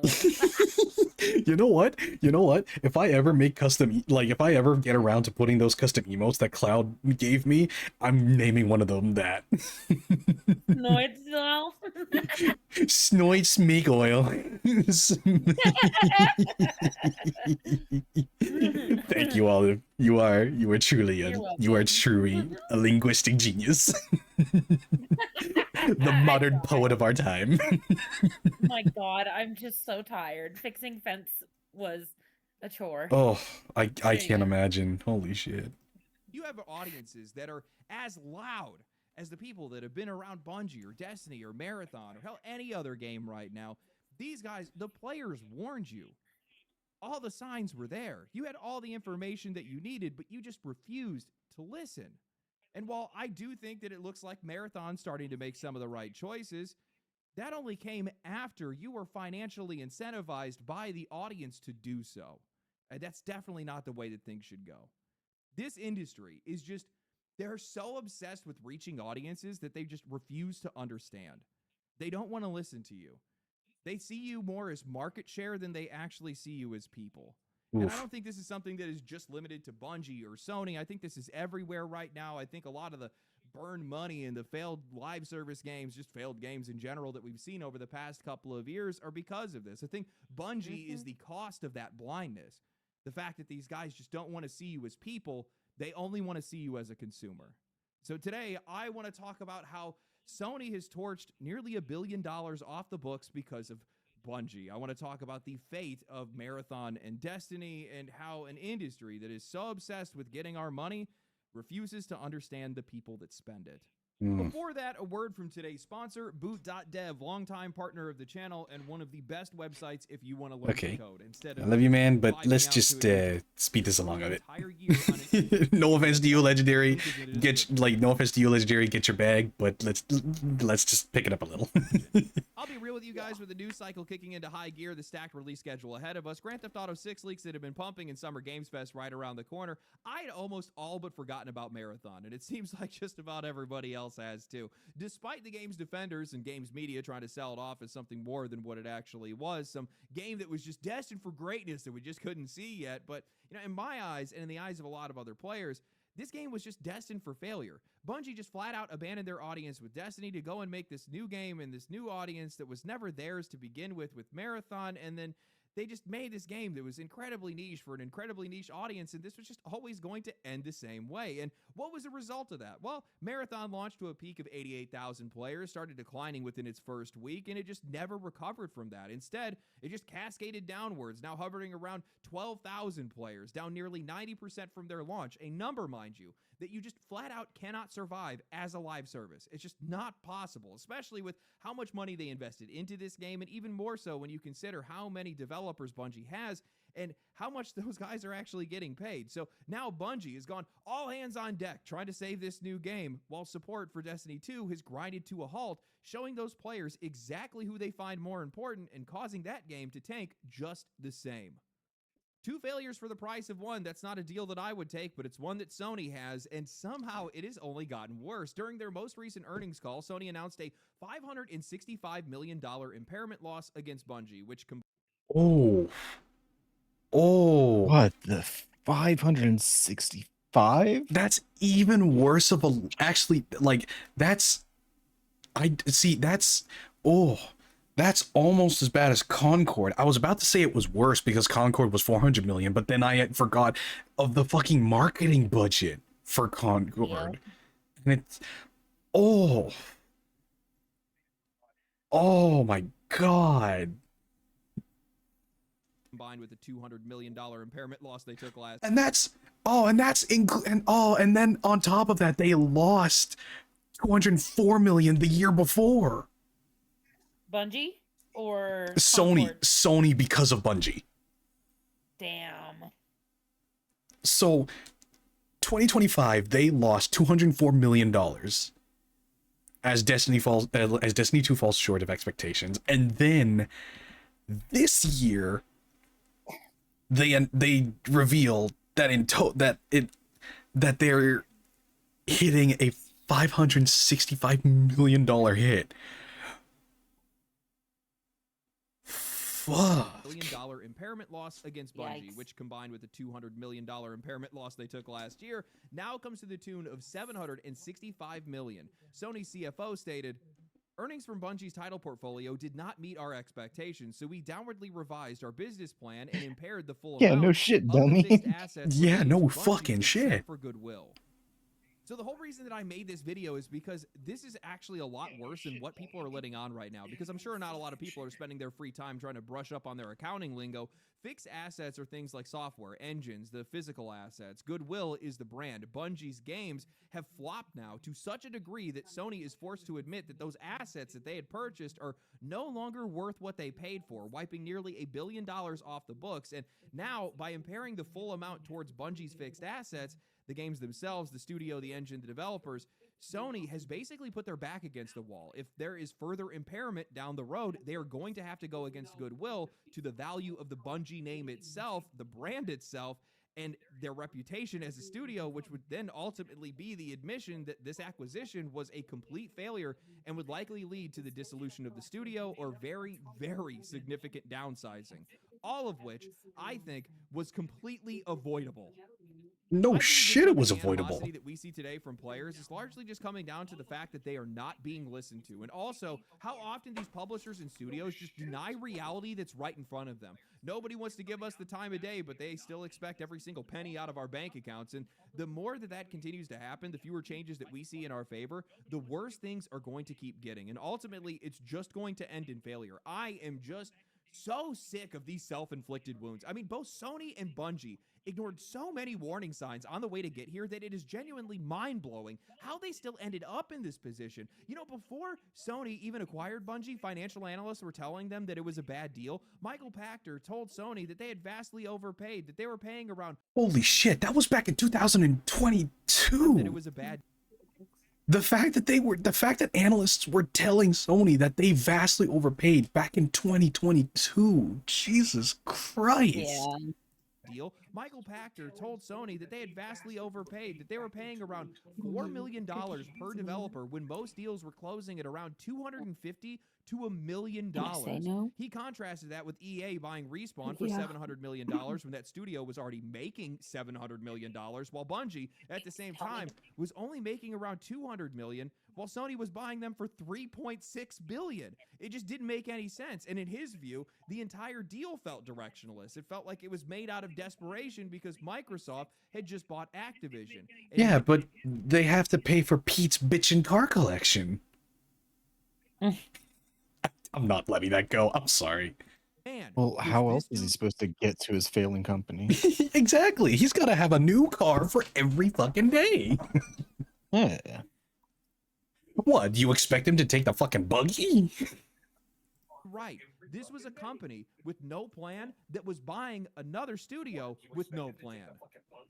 I need you guys to understand the stupidity in all this. Like, try to make this make sense to me. You are Bungie. You have an audience that you've attracted for over a decade through Destiny, a live service MMO that, while it does have PvP, you guys have largely stopped supporting it, making the primary audience for the game overwhelmingly PvE. They like dungeons, they like raids, they like stories, and then when it comes down to you making your next game, you get the bright idea that you're going to make something that that audience is never going to be interested in. And on top of that, you're also going to effectively halt support for Destiny 2 while you support this new game, leaving that audience hung out to dry while you have no allies. You are either dumb enough to make a game with no interest in retaining the customers that you already have, or you made a game that was actively trying to ignore them, assuming they would either buy anyway, or you just didn't mind losing them if they didn't want to buy it. That is quite literally the only explanation here, because it's not like Bungie or Sony could be surprised by any of this. From the moment that Marathon released, everybody let out a collective sigh when they realized that this game was going to be a hero-based extraction shooter with no PvE. Like, how generic can you get? Why do you guys have to keep forcing this one single mode on everybody right now? What is with the obsession with it? Whether it was Reddit threads, journalists, content creators, everybody was skeptical of this game from day one, and these guys never acted on any of it. Everybody kept asking whether there was going to be any PvE in the game. It came up again after their technical test when people were begging for it. Then you had all the time in the world after the art scandal. Hero shooters are just a different kind of gotcha.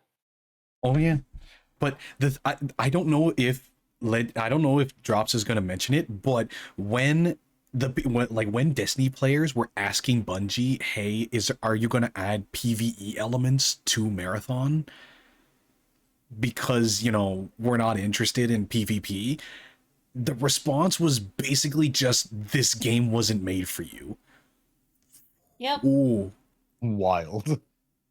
Yep. It's a bold strategy, Cotton. Let's see how it works out for him. It's like going to your partner and saying, hey, I'm dressing up in like fucking lingerie, but not for you. Like, that's not going to turn out well. No.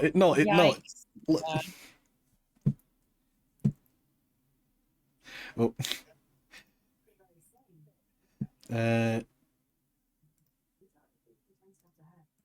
But yeah, sorry, I just want to catch up on the chat. So, they went from creators making games they would like to play to bend over, we're going in dry.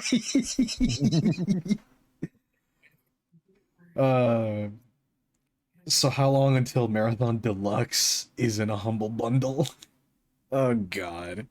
I'm pretty sure there's already fucking deluxe editions of fucking Marathon. Because not only is it a game that you have to pay for, I think it's like $40 American to pay for Marathon, but there's also the fucking microtransactions, and it's like, fucking, did you learn nothing from Destiny? Yes, the answer to that question is yes. Definitely, again, they did nothing about it. They ignored another warning instead. When the server slam came and you had 140,000 people that showed up to play your game, and they lost half of those players over the weekend when people have the most time to play the game, when the game was free to play. Free. How do you lose people when the game is free? Because they don't want to play it. Bungie heard all of it. They saw the relevant data. They released it regardless, and they have found nothing but failure. In fact, these guys are failing so hard that it's likely going to end up killing both of their games. LD, why would you say that? That's a bold claim to make. I don't really think it's all that bold, because PlayStation cannot let go of Marathon. And because they can't let go of it, it's going to destroy everything that they have, at least with Bungie. Well, of course Sony's not gonna let it go, because it's like we need this to be because it's like we need this to be a success, or else that's fucking $3.6 billion down the drain to acquire to partner like to acquire Bungie, along with the additional 765 million that they lost on Bungie so far. Yeah. Like, of course Sony, like, here's the thing is that, like, yeah, there's a lot of, like, yeah, we can talk a lot of shit about Sony, but it's literally just like Sony is, I'm gonna say it, Sony was scammed right alongside us. Yep. They can't let go of it because they can't bury another live service game prematurely. Not with how many failures they've already had, not with how high profile of a failure Concord was, not with how much money they put into this game, and also with the impairment losses that they've taken against Bungie. Sony would have PlayStation's head because the investors would have Sony's head because of how much of a reputational hit that would take to the company and how incompetent it makes these guys look. So they are going to invest in Marathon. That is where their focus is going to be. And yes, by the way, before anybody says anything, I do know that Marathon is going to be making a PvE only mode. Oh, May 14th, 2026 was when this news dropped. Well. I feel like fucking Brian Griffin, just the well.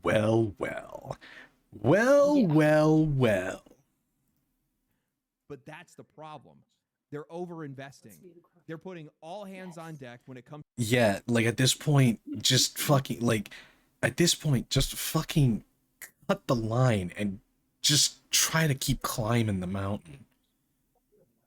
Okay, like there's just cut your losses and get Bungie working on the next project.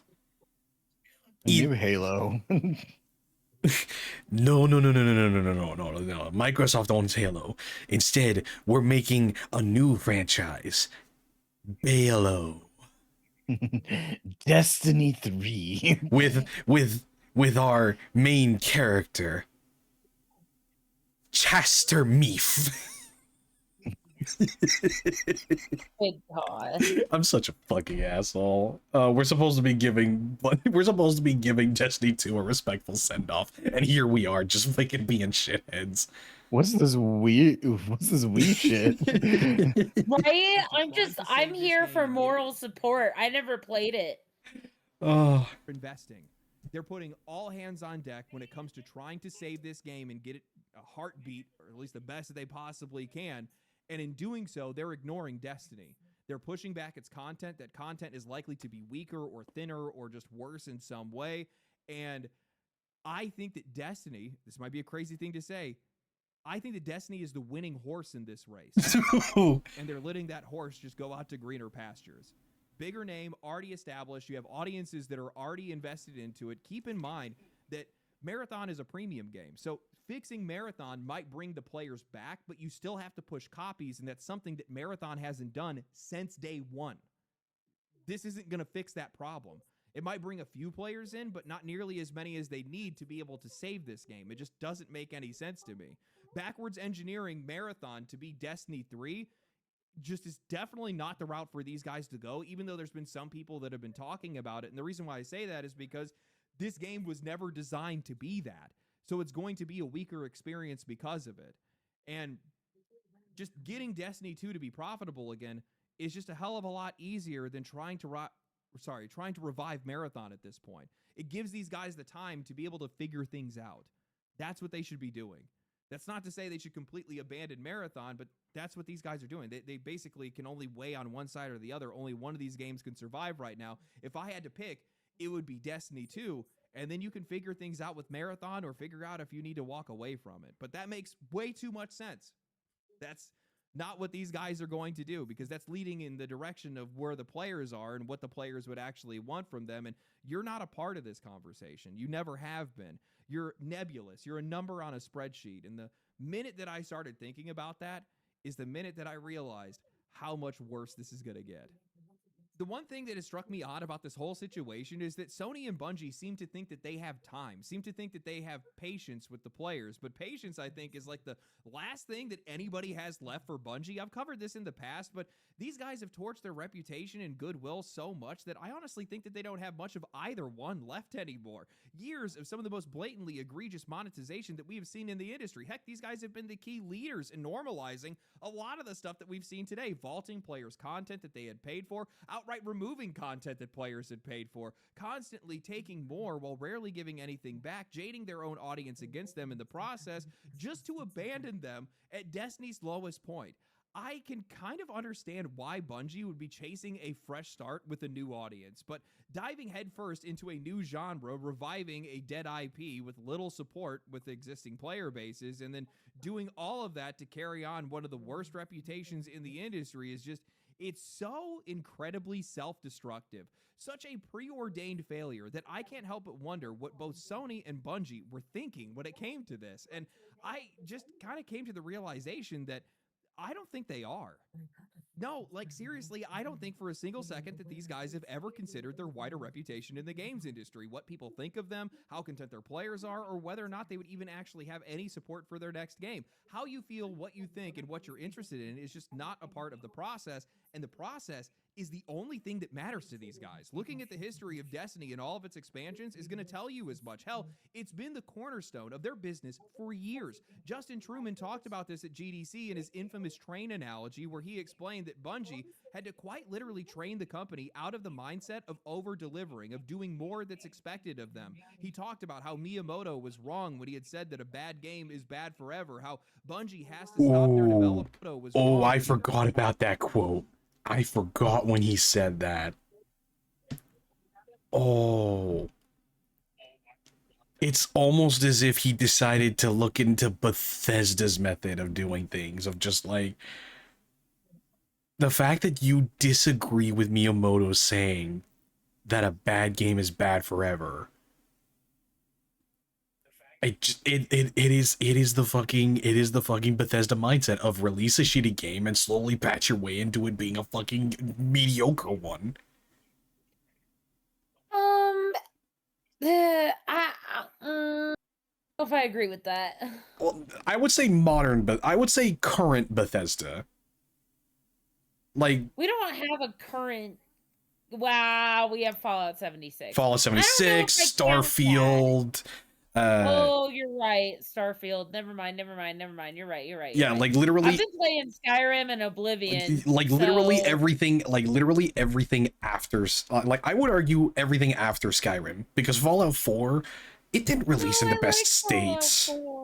I love Fallout 4 too, but let's be honest, the modding community really. A tour of Boston. Oh no. But it's just like, Jesus Christ, it's all of the wrong lessons from the right people. He had said that a bad game is bad forever, how Bungie has to stop their developers from adding something cool or delivering extra content even when they could, even when they had the ability to. Okay, yeah, so the reason why it worked for No Man's Sky is because the entire development team of No Man's Sky didn't try to release any other games and didn't try to sell microtransactions. They literally went back to basics and just rebuilt the game from the ground up. And it's the success of No Man's Sky and the success of Cyberpunk that taught all of these developers the wrong fucking lessons. Yep. Fallout 76 went from garbage to a fun game. Oh, I don't doubt that. But, like, considering how long it took, Fallout 76 released, what, 2019? 27? Yes. Like... No, it was 2019. It was right. Well, I'll before also the say big everybody's event. saying it's a fun game. They're not saying it's a good game. Yeah, and one of the things that you could say, like, and the fact that, like, it's a multiplayer game, so of course you're going to be playing with other people, and, like, when you're playing with other people, even a bad game can be a fun game if you're playing it with other people and having a laugh. Also, by the way, guys, That's why I don't 68% count it. damage on this Archon hunt. Oh. Damn. Damn. Sorry, just gotta flex there a little bit. Nice. And every single person in this fucking mission is a higher level than me. Was it your fucking Titania? It is my Titania. It's your fucking Titania. Of course it is. Ooh, blue Tau Forged. Not bad. Because it might set them back in their release schedule, or because it might end up making the players expect more from them as a result. I think that this mindset fully explains the position that these guys are in right now, and it explains modern Bungie and honestly a lot of the games industry at this point, but I don't think that these guys understand just how pervasive and toxic this idea of never over-delivering actually is. Like, yes, it's going to threaten you with crunch. Yes, it's going to wear out your developers. Yes, you're going to end up paying for it later, but those moments where you blow players' minds are the exact moments that matter the most. That is hit creation. That is because it builds trust in your consumer to soften the blow of when you eventually don't deliver. But that doesn't mean you can make a bunch of great shit and over deliver initially and then just release shit afterwards. You have to be like if anything, it has to be like a cycle. It has to be like, okay, we're gonna over deliver here, but and like you could be openly honest with your fucking community and be like, look, okay guys, we're gonna over deliver with this, but that means we're not gonna have the ability to over deliver with the next one. Okay. Well, so one of the things that like Borderlands 2 did really well is they had their Headhunter DLCs and then their full DLCs.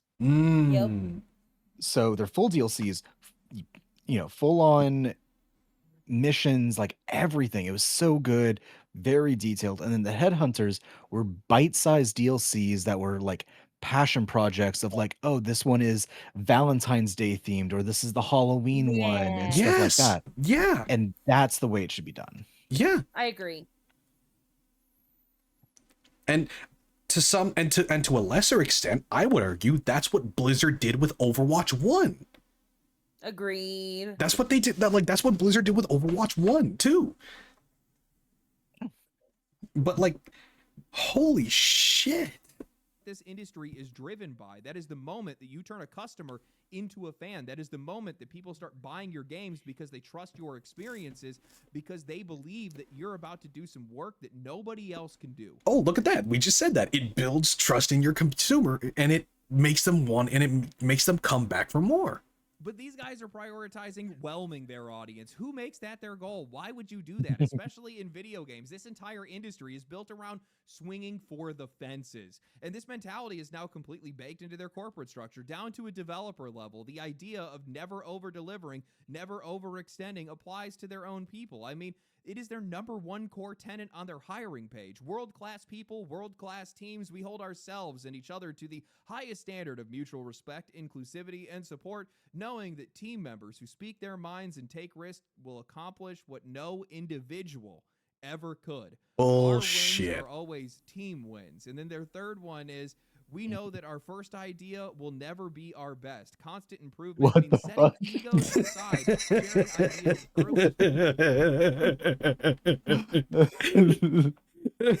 let's just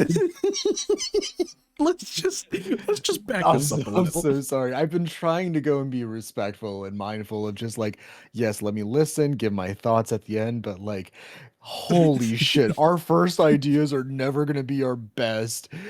Then don't present those. The fuck? Right? Yeah, like Yeah.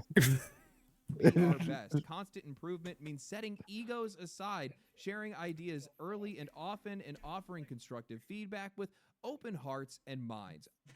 Again, I say bullshit, because when you received feedback, what did you say with Marathon? Oh, well, it's not made for you. Fuck off, Bungie. Ah, so your philosophy is to neuter your staff while getting rid of individuality in a creative field. Genius, really. Creative industries are full of egos. They have to be. At some point, you have to have somebody in the room that has an idea that they feel is worth fighting for. Somebody has to be stubborn enough to say, no, this is the thing. This is what makes this special. This is what we have to do. And we're going to do it that way. There has to be a captain on the ship. Obviously, ego can become toxic in some cases. Obviously, it can get out of control, but trying to strip it out of the process entirely is exactly how you end up stripping out any conviction or identity in any of your games.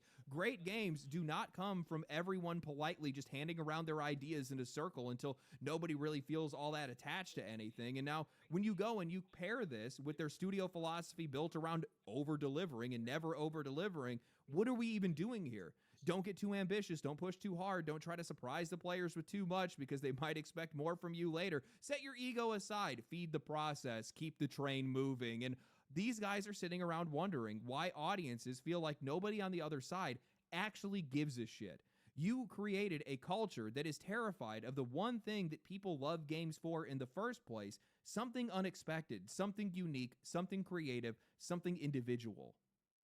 I've always said that the games industry has a leadership issue, and now Justin Truman is head of this studio, so it makes a lot of sense why these would be their core tenets, why this would be their belief, why this would be their plan or direction. You now have years of under-delivering, years of refusing to listen, years of neutering your own developers, and it's all finally catching up with these guys. The trains may be on time. You think Bungie's gonna come out with a staff uniform where it's a fucking home, like for when you...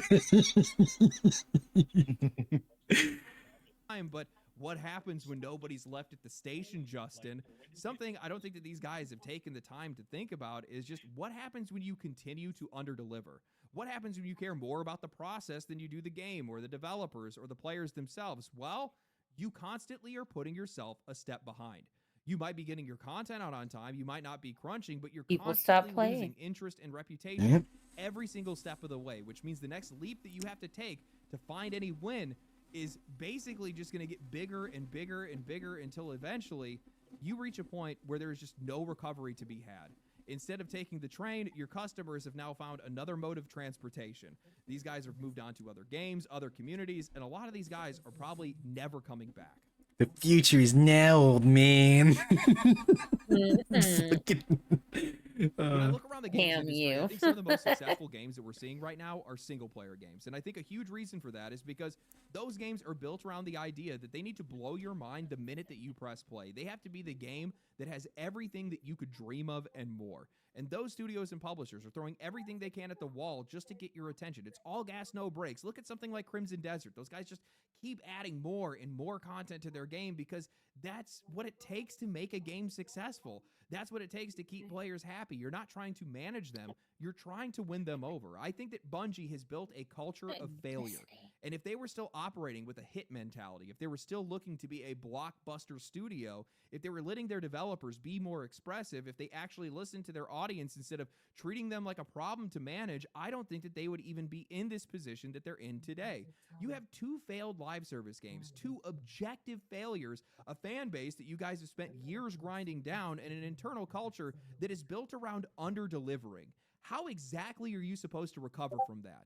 You either go all in on Marathon while Destiny continues to spiral and you risk losing both games. You pivot to Destiny and now you're effectively admitting that you've spent the last several years completely wasting your time. There's just no clean way out for these guys because every single decision that these guys have made has been without the audience in the room.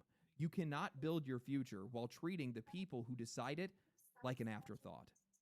As crazy as it may sound, I do actually hope that this game recovers, though I don't actually believe that's going to be the case, but I hope that the PvE update delivers exactly what the game needs, and it ends up being really good and exactly what people actually want from the game, and they find success from it because, well, to be honest with you, man, I'm actually kind of sick of seeing a lot of these games die and a lot of the players just not getting anything from it. They're the ones that are suffering the most from this. While these companies are definitely suffering a lot financially, the players are also suffering as a result, and that's the part that probably bothers me the most. But I just don't think that these guys can recover from it. And even if they do, they're likely just to find themselves in the exact same position.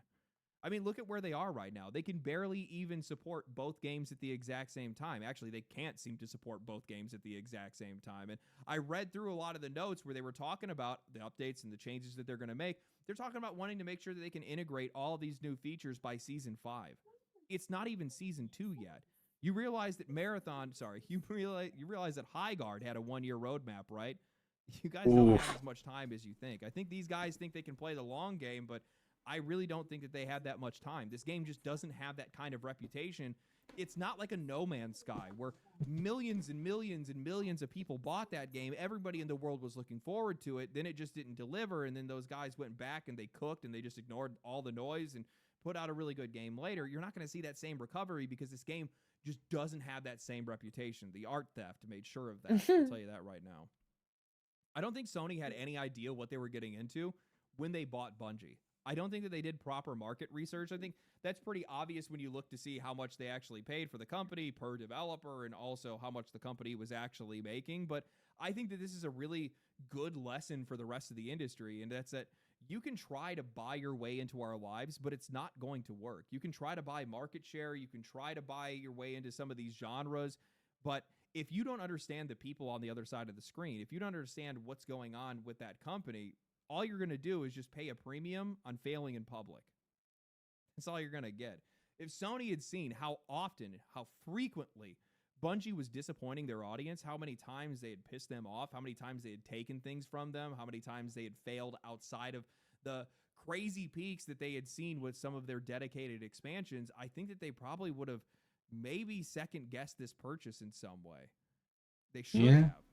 But this is the cost of not making sure that you're paying attention to see what the reputation actually is with the audience. What are players actually talking about? The people that are complaining online, especially when it comes to games like this, they're not in the minority.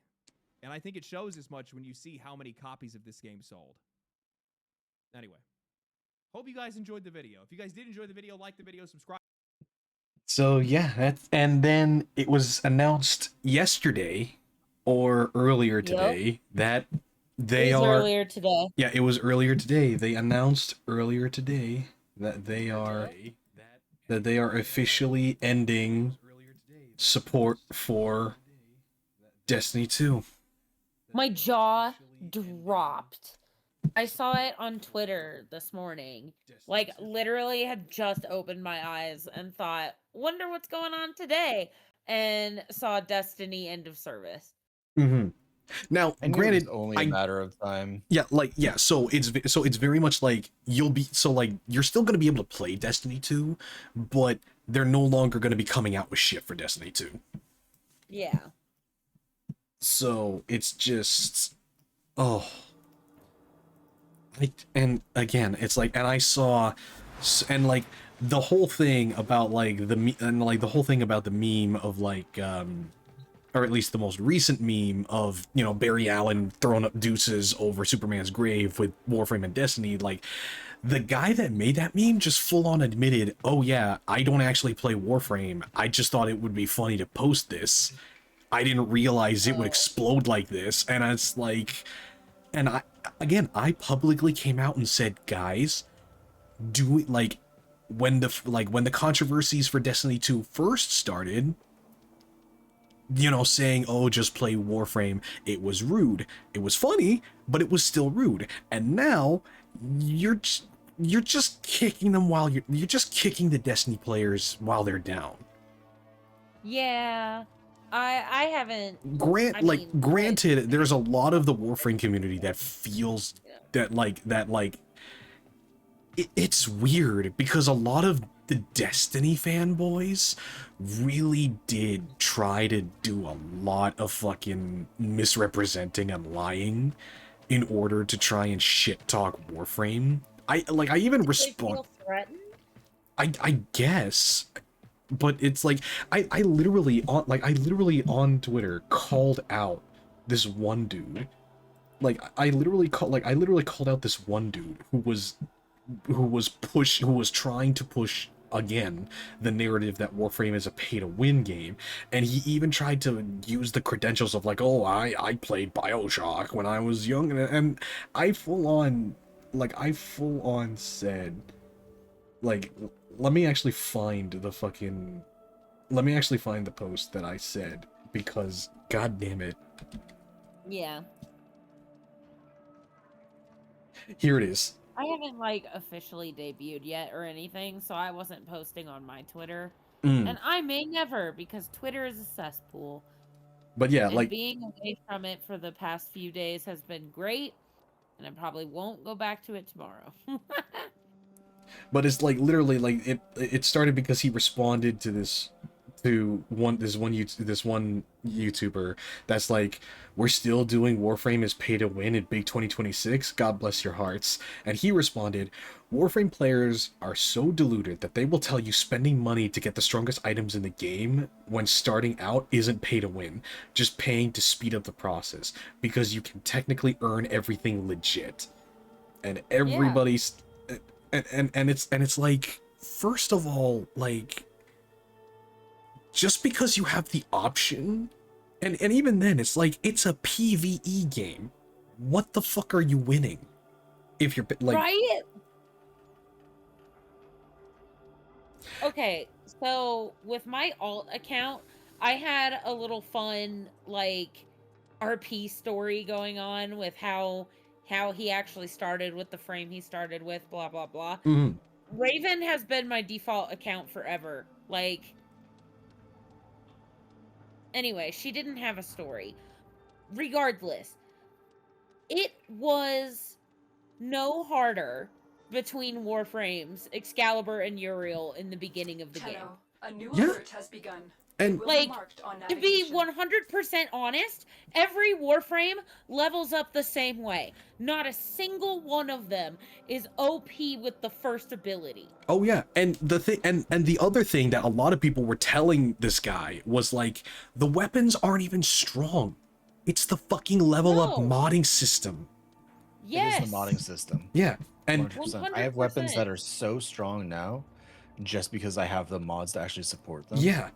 I mean, Kaiju, you remember when I was trying to unlock Necros for the first time? Oh yeah, oh yeah. That I couldn't do anything. I had the skills to survive, and the mission ran out of time before I could kill the boss. And that's just the way that it is. And that was the first damage check that the game gives you. Exactly. Or one of the first. But anyway, so this guy, so literally, like, someone responds to him like, bro really said Paragale and Seraphang Prime are the strongest items in the game, with his whole chest and not a hint of irony. And he responds, are they stronger than the Paris and Skana at the start of the game, not fully modded in Steel Path? And someone responds, not really. And he responds, so Warframe players can't get good weapons for $50? And you get cool weapons for $50. Yeah. Right. You get the shiny golden trimmed. But then weapon. So after the Warframe community tries to fucking explain it to him, and yes, to some extent they went after him, he retweets his original post with, you're right, Warframe players, it's not the strongest weapon. It's a strong weapon far better than what you start with, and would help you get through the star chart faster and gather mods and materials better than if you didn't buy it. Okay, right, but the game also added 2 new missions to give new players comparable late game weapons. So they can do those within, I don't know, the first 3 planets and get decent weapons that help them run through the story. I literally just did that on my alt account. You want to know what? And I decided to look into it. You want to know what the pinned post on his account is? Tell me. It's a marathon clip. Of course it is. But literally, I was going through his responses, and he says, "Oh, I'm a BioShock fan," and yada yada, like the fucking credentials thing of like, "Oh, I'm a gamer," and I put it very succinctly. I think I put BioShock fan, but quotes forgets one of the key gameplay loops is gathering and crafting upgrades. Stop acting like you don't understand how progression applies to Warframe. Complaining that you don't start OP is not good criticism to a game that makes you choose either time or money. Yes. And that was me acknowledging that, yeah, Warframe does have its issues. But that's all it boils down to. Do you want to spend all of your time, or do you want to spend a chunk of your change? Yeah. The biggest thing that I'm going to say about this whole debate that he's having is, yes, you can buy Sorrowfang. And is it better than the fucking bow staff? Slightly. Yes, it has a bonus. But here's the other fucking thing. it's mastery locked behind mastery rank 8. Yes. The only time I think you can circumvent it is if you pay for it. No. No. No. Because if you try to spend money on it, the game tells you you won't be able to use it. Would you want to right. spend money on it anyway? Right, yeah. Because I tried to buy the scythe that Roth is selling because I didn't want to do the mastery bullshit, and that's the thing that popped up. You will not be able to use this weapon outside of Captura. Yep. Okay, so that... So you can buy it to take pretty pictures with, but you can't fight anybody with it yet. Yeah, okay, so that makes it even worse for his argument. But again, like, so, like, yes, I said I wanted to do it tastefully because, you know, it sucks to kick someone while they're down, but I will say that the Destiny community, like the Destiny 2 community, they're not squeaky clean. So yes, they deserve some lip. But I will say, Warframe, and thankfully so, many prominent voices. In fact, after it initially started, I started noticing a shift where more people were saying, hey, fucking enough with the cheeky comments, Warframe community. Agreed. Yeah, I saw a bunch of that too. A lot of artists, because I'm more on the like Tenno Create side of Warframe community. Even some of them were like drawing little chibis of their drifters pointing at people, like, quit it. Yeah, Stop. exactly. It's over. And in fact, I started seeing... It was funny for a little bit, but now, like, stop. It's been too long. I think it was like 4 hours of people dunking on them. Well, yeah. And the thing is that, like, you can be a little lenient because of, like, oh, it depends on when people saw this and decided to make the joke. But at the same time, like, here's the thing. It was rude, but funny back when there was still, like, hey, you know, back Destiny... when there was still Destiny. Yeah, back when there was, like, back when, you know, Destiny was still chugging along, but there were controversies. But now it's just turned into kicking them while they're down. And I also agree with a lot of the content creators that are saying, hey, trying to get the Destiny players to hop on Warframe now is going to just make them not want to play Warframe even more. And I also noticed a weird crossover, and we kind of talked about it in the Discord before we started going into this deep dive, but the Final Fantasy 14 community kind of is jumping in alongside the Warframe community of being like, hey, you know, and I'm sure most of them mean it in good spirit of like, hey, you know, if you want fun raids and boss fights and dungeons and stuff, then you should come on over to Final Fantasy 14.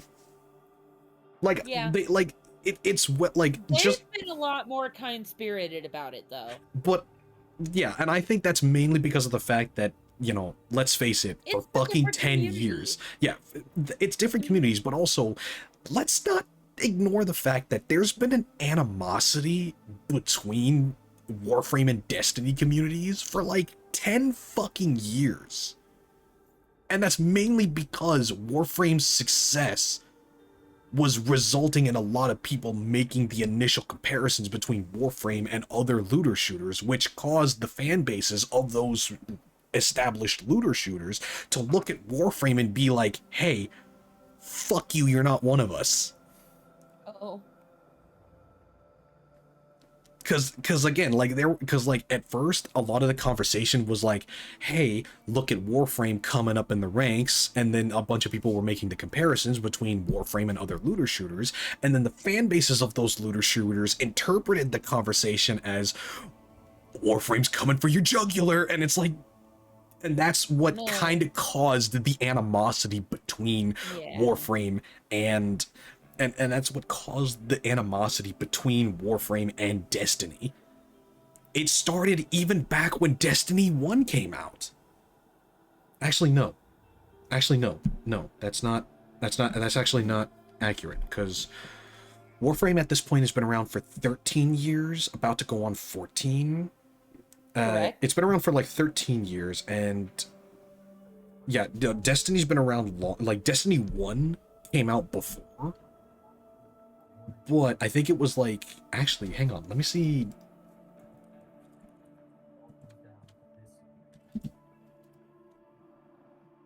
Holy shit. Okay, so September 9th, 2014 was Destiny 1. Warframe has outlived Destiny 1 and Destiny 2. I need a ball and string. Uh-oh. Warframe came out March 25th, 2023. And Destiny 1 came out September 9th, 2014. Sorry, did I say 2023? I meant 2013. So like, Warframe had a good almost a year ahead of Destiny 1, but it wasn't until around Destiny 2 was when the comparisons really started to pop up in the internet sphere. And that's when the story started to get better and more developed. Yeah. But isn't that when isn't that when we first saw our Tenos? Yeah, the second dream. Hang on, when did the second dream?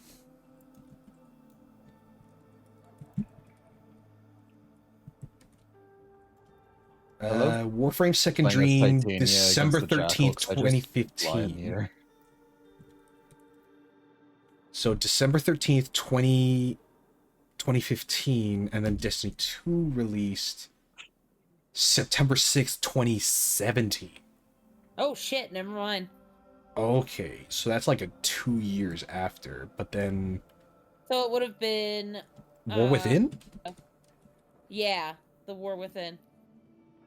Oops, no, that's Warcraft War Within.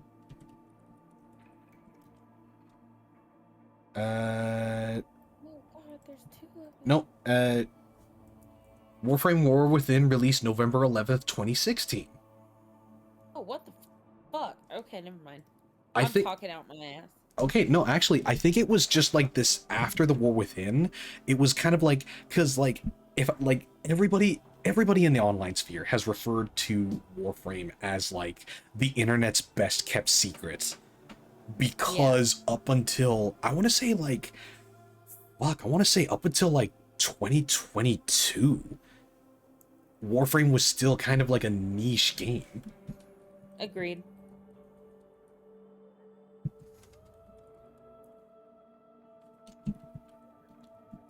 Hang on, let me take a look. Steam charts, Warframe.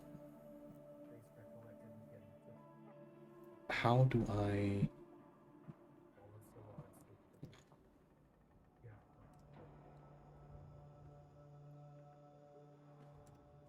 Maximum. Okay, so starting in... So that's kind of like before its official release in 2013. Oh no, yep, March 2013. Started off at 19,390. I should fucking hang on. I should fucking hang on. Model by itself. Window capture. Okay, here we go. Just so that everybody has like a better view of this. Okay, so March 2013. The game starts with, you know, a fairly decent size. It comes out with a player base of 19,400 players. And then it slowly rises. And it wasn't until... Yeah, it was around 2020 to 2021 was when it saw some of its biggest spikes. Yeah. Hang on. What released? Because like it really started to pick up the pace. 2027. Hang on. What was?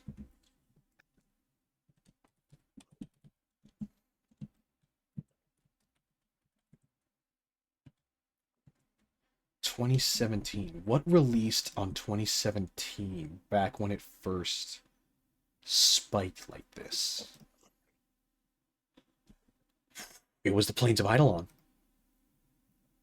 Yeah. October 12th, 2017, Plains of Eidolon released. That's when you got me into it. Yeah, that's when right? I think, yeah, that was about when I think I got you into it.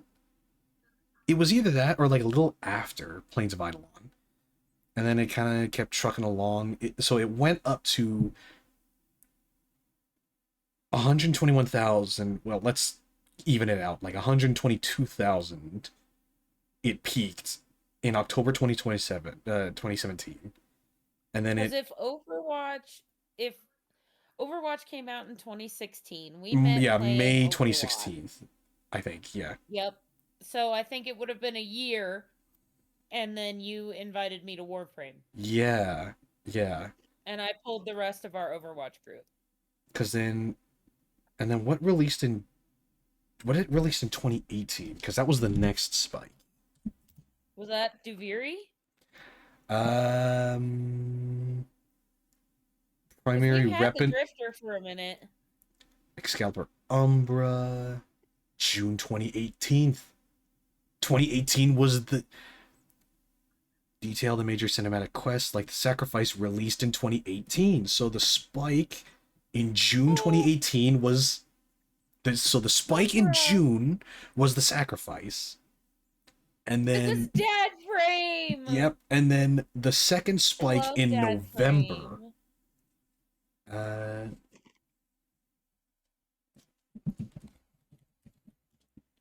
And then in November 20th, 2018, Warframe officially launched on Nintendo Switch. Other release highlights of November 2018. The Fortuna update. November 8th, 2018. So the second spike was the Fortuna update, looks like. Yeah. That makes sense. Okay. We all lift went fucking hard. Oh yeah, and then it kind of coasted along at around the same level, kind of dipping down in player count to about 59,000 players, and then August 2020, it shot up to its highest at the time at 155,000. So what released August 2020? The Heart of Deimos expansion. That was when they unveiled the you got third. to meet the family. Yeah, so August 2020 was the Heart of Deimos expansion. I do like that they worked that in so that the operator canonically meets them first. Oh yeah. Oh yeah. You meet them really early in the game now. Oh yeah, if you but play like it new. oh, but it was like it was a sharp, so like it was steady, it was trickling anywhere, like the community was sitting at a solid like anywhere between like 59 to 90,000 players over the course between 2018 to 2021 or to 2020, and then like August 2020 it shot up to 155, and then it immediately dramatically just sunk back down. Yeah. And then it shot up again to 189,000 July 2021. So what happened in July 2021? Several significant updates and events took place in Warframe in July 2021. Headlined by the Sisters of Parvos. The Sisters of Parvos, Yoreli. And yeah, that was the first ever. That was the TennoCon. TennoCon 2021. Ooh. I did not get back into the game until Dagoth released. You kind of got into it when Plains of Eidolon released, but then No, yeah, so Plains of Eidolon released. I did not do Sisters of Parvos. I didn't do Yoreli's stuff. Yeah, I didn't come back until Deviri and Dagoth. Yeah. So like like if you're looking at the chart, like it violently shot. It was sitting at like a kind of a comfy like 69,000, 70,000, and then it just shot up to 189,000. And then it just When? dropped. 189,000 was like the all-time peak for July 2021. Oh, right. Okay. And then it just violently just sunk back down to the comfortable 70, 75,000. Then it shot up again December 2021, which was the new war. Really? So more people came back for the Sisters of Parvos than they did the new war. Damn. I know I didn't come back for the new war. Yeah, and then it dropped down. Okay, so then it dropped down to 59,000, and it kind of fluctuated comfortably with each update. The next significant spike was July 2022, but I think that was because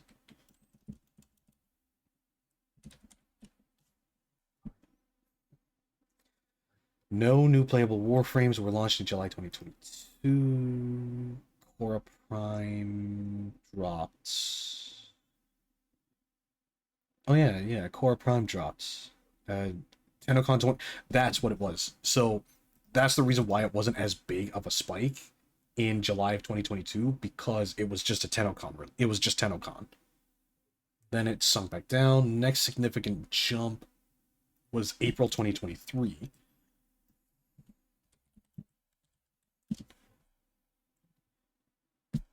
That was the Deviri Paradox release. Yay, that's when I came back. Yep, so I wasn't gone that long. Yep, so like, yeah, Warframe had kind of been, over the years, Warframe had been comfortably sitting at like fluctuating anywhere between like 55 to 90,000 players, and during the jump, and then like the big spikes were like the big updates. So yeah, Deviri Paradox, April 2023, then it dropped back down to the usual fluctuation, and then spiked up again in December 2024, kind of. It was kind of a fluctuating thing. So what was... Do you want to help Teo get his horse out of Deviri? Oh yeah, sure. Hang on. So okay, awesome. December 2024 was... December 2024 was the 1999 update. And that was when the game reached a high of 120,000. Wow, so what was it that the July... What caused the July spike? I guess it was just because that was the first ever TennoCon. Yeah. But then July... So December 2024 was the 1999 update, and then the second noticeable spike was July 2025. Is that when I think that was when the Roundtable was released. Yep, that's what I was gonna say. In July 2025, Digital Extremes... I have a Marvel AU commission coming out for Flare. I'm excited. No, Olive. In July 2025, Digital Extremes celebrated... So July 2025 was TennoCon again, but that was when they revealed the old piece. Neat. No, they didn't release the old piece. They unveiled it, and that was was when they really started ramping up those special TennoCon bundles in the game that allowed you access to a specific relay that allowed you to see like a sneak peek into the... And then December 2025, that was the old piece. That was the release of the old piece proper. Yep.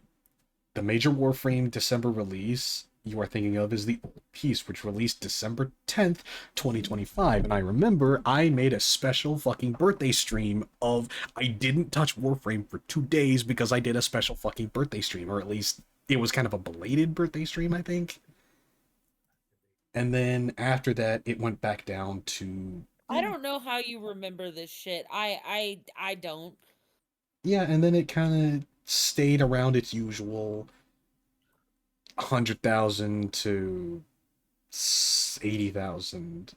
Okay, so yeah, it certainly was a gradual growth, but the growth really started to ramp up after 2017. It was just a lot of violent fucking spikes and dips. Yeah. Which is kind of expected for a game that has like the updates that it does. Anyway, Duviri.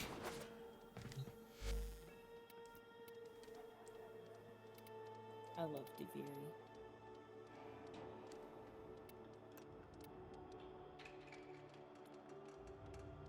Oh, why are you not showing up in my friends list? Me? Yeah. Oh, I turned off my PlayStation. Just to let you know, though, over the weekend, I'm not sure if I'm going to be able to play because, like I said, my nephew is going to be coming over tomorrow and tomorrow night and probably other parts of the weekend. You're fine. Yeah, my city is planning blackouts. Like, there's gonna be like scheduled blackouts because I think they're gonna be fixing a bunch of stuff most likely because of the power outages that happened like 2-3 weeks ago. And also because, like, I'm surprised none of my streams or fucking recording sessions have picked it up, but, like, they're doing a shit ton of blasting for construction near where I live. Because there's, like, a fuck ton of bedrock, and they're putting in foundation for more houses. I love living in the middle of bumfuck nowhere. That's not gonna happen to me.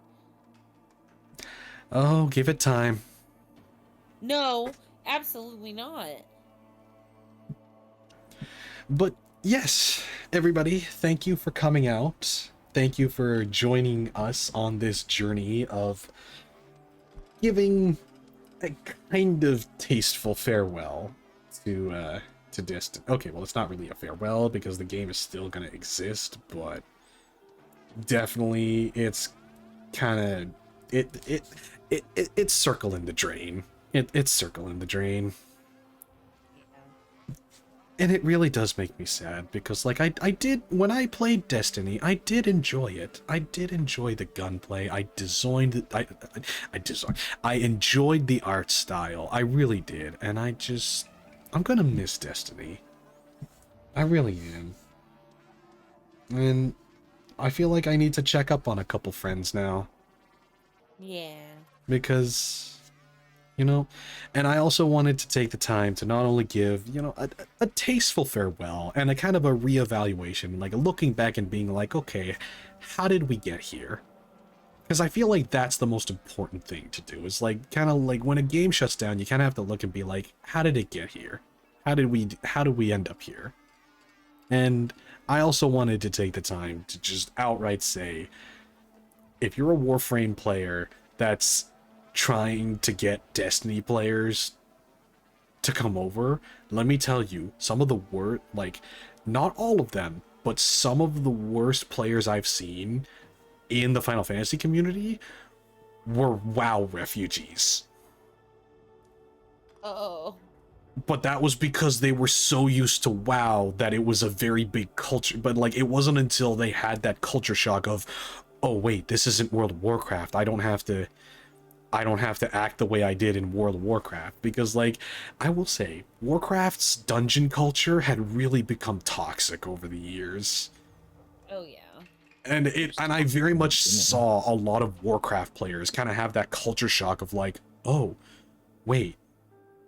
Like, especially after like a party wipe, and it's just like, wait, so we're not instantly blaming each other and then abandoning the dungeon to look for a better party? And it's like, no man, we'll just try again, you know? No big deal. Fucking Aurum Cave or whatever. Oh, the Aurum Vale. Yeah, that. That place. I so often continue to try and help new players get through that, because I am a paladin main, but god damn it, I keep forgetting how hard it is to be a paladin without any of my healing spells. Look, okay, there's a I play Gunblade, brother. like did Aurum Vale for the first time actually just earlier today, and oh it went my fine. Vomit. Okay, well, first vomit, of all, that's vomit, because you're a vomit. fucking warrior, okay? Oh, boo! I did Aurum Vale and I was perfectly fine. Fuck you. Right? I was playing Monk at that time. Well, Yeah, I no. think they've changed the dungeon. Oh, is what I'm 100%. saying. Like, they did a I think bunch they of changed it reworks. so it's a lot easier and better now. Yes, As I am playing a fuck. warrior, but I also am halfway intelligent enough to go and run through a dungeon and know not to pull, everything in the dungeon on my first run through, or to go and pull everything if I don't know if everybody else is. Oh, and then even worse is if you have like it's manageable dealing with an impatient DPS, but if you have a healer that's impatient as fuck, oh my god, it's actually fucking horrifying. Because you're watching this healer just run ahead of you, and I know for a fact that dungeons are gonna get so much more confusing because guess what they're adding to Final Fantasy XIV with Evercold? Unlimited glamour, meaning that you'll be able to put items that were originally meant for healer classes onto like a tank class. So like if you want to wear a robe, if you want to wear, that sounds awesome. it is, until you realize that you're basically gonna have, like, the Final Fantasy community is gonna have to fucking reprogram their brains to be able to just not look at a particular gear set and be like, oh, okay, you're the healer of the team. Okay, let's go. Wait, why are you running ahead of us? No, I always looked at everybody's icons. Yeah, and like... I don't need to look at their icons. I know I'm the tank, and I just need to know who the healer is, and I'm good. Exactly. Just give me my fucking Gunblade and let's go. No, but again, it's like, and it's like fucking kudos to the devs for finally fucking unrestricting glamour, but at the same time I feel like it's gonna lead to some really fucking hilarious situations because you're gonna see like a fucking guy in the Dark Knight armor just running around with a fucking twig. Damn. Because like, yeah, one of the fucking white mage weapons is just like it's a one-handed weapon, and it's just a fucking twig. It's just a twig. So it's like that's the weapon Y'shtola has in Final Fantasy Dissidia. But yeah, twig. But yeah, I'm gonna end stream here, and you know what? We're about 20 minutes over, but that's I started stream late, so fucking who cares? But honestly, thanks for coming out, everybody. Thank you for helping me give a cheeky send off to Destiny 2. There you go. I mean you the best. If you decide to come over to Warframe, we will welcome you with open arms, but if not, that's perfectly fine, because yeah, ultimately Warframe and Destiny are two very different games, and it's not an easy crossover. I have seen even before this announcement, I've seen big streamers who were known for Destiny gameplay coming over to Warframe, and it 100% was it was certainly a hurdle for them to kind of figure out how Warframe works compared to Destiny. So it's like, you know what, just take your time and take all the time you need to mourn, because it is one of those, it is ultimately a very sad situation. And I think what really adds to the tragedy of Destiny 2 is the fact that it was so fucking avoidable. But yeah, as someone who played Destiny 2 a long time ago and very much unwillingly watched its decline, I give my heart out to you guys. You guys tolerated so much more than I could have. And I am sad to see that this is how you were rewarded. Will they be making a Destiny 3? I very much doubt it. Not unless they finally decide to pull the plug on Marathon. But I think if they did make a Destiny 3, it's gonna end up like Veilguard, where it's some like wet paper bag version of what it used to be. You could see the bones, but there's no meat. Yeah. But either way, we send you off in this somewhat respectful way, Destiny 2. You meant a lot to way more people than anyone can ever try and take away from you. And you know what? God damn it, Destiny 2. If I have to say, if there was ever a game that that needed to rival Warframe and deserved to rival Warframe, it was you guys. It was definitely you, Destiny 2. You were the looter shooter that helped push Warframe to be what it is, even if indirectly. Well, that was fun. Who's for Chinese? Got a blueberry cat out of it.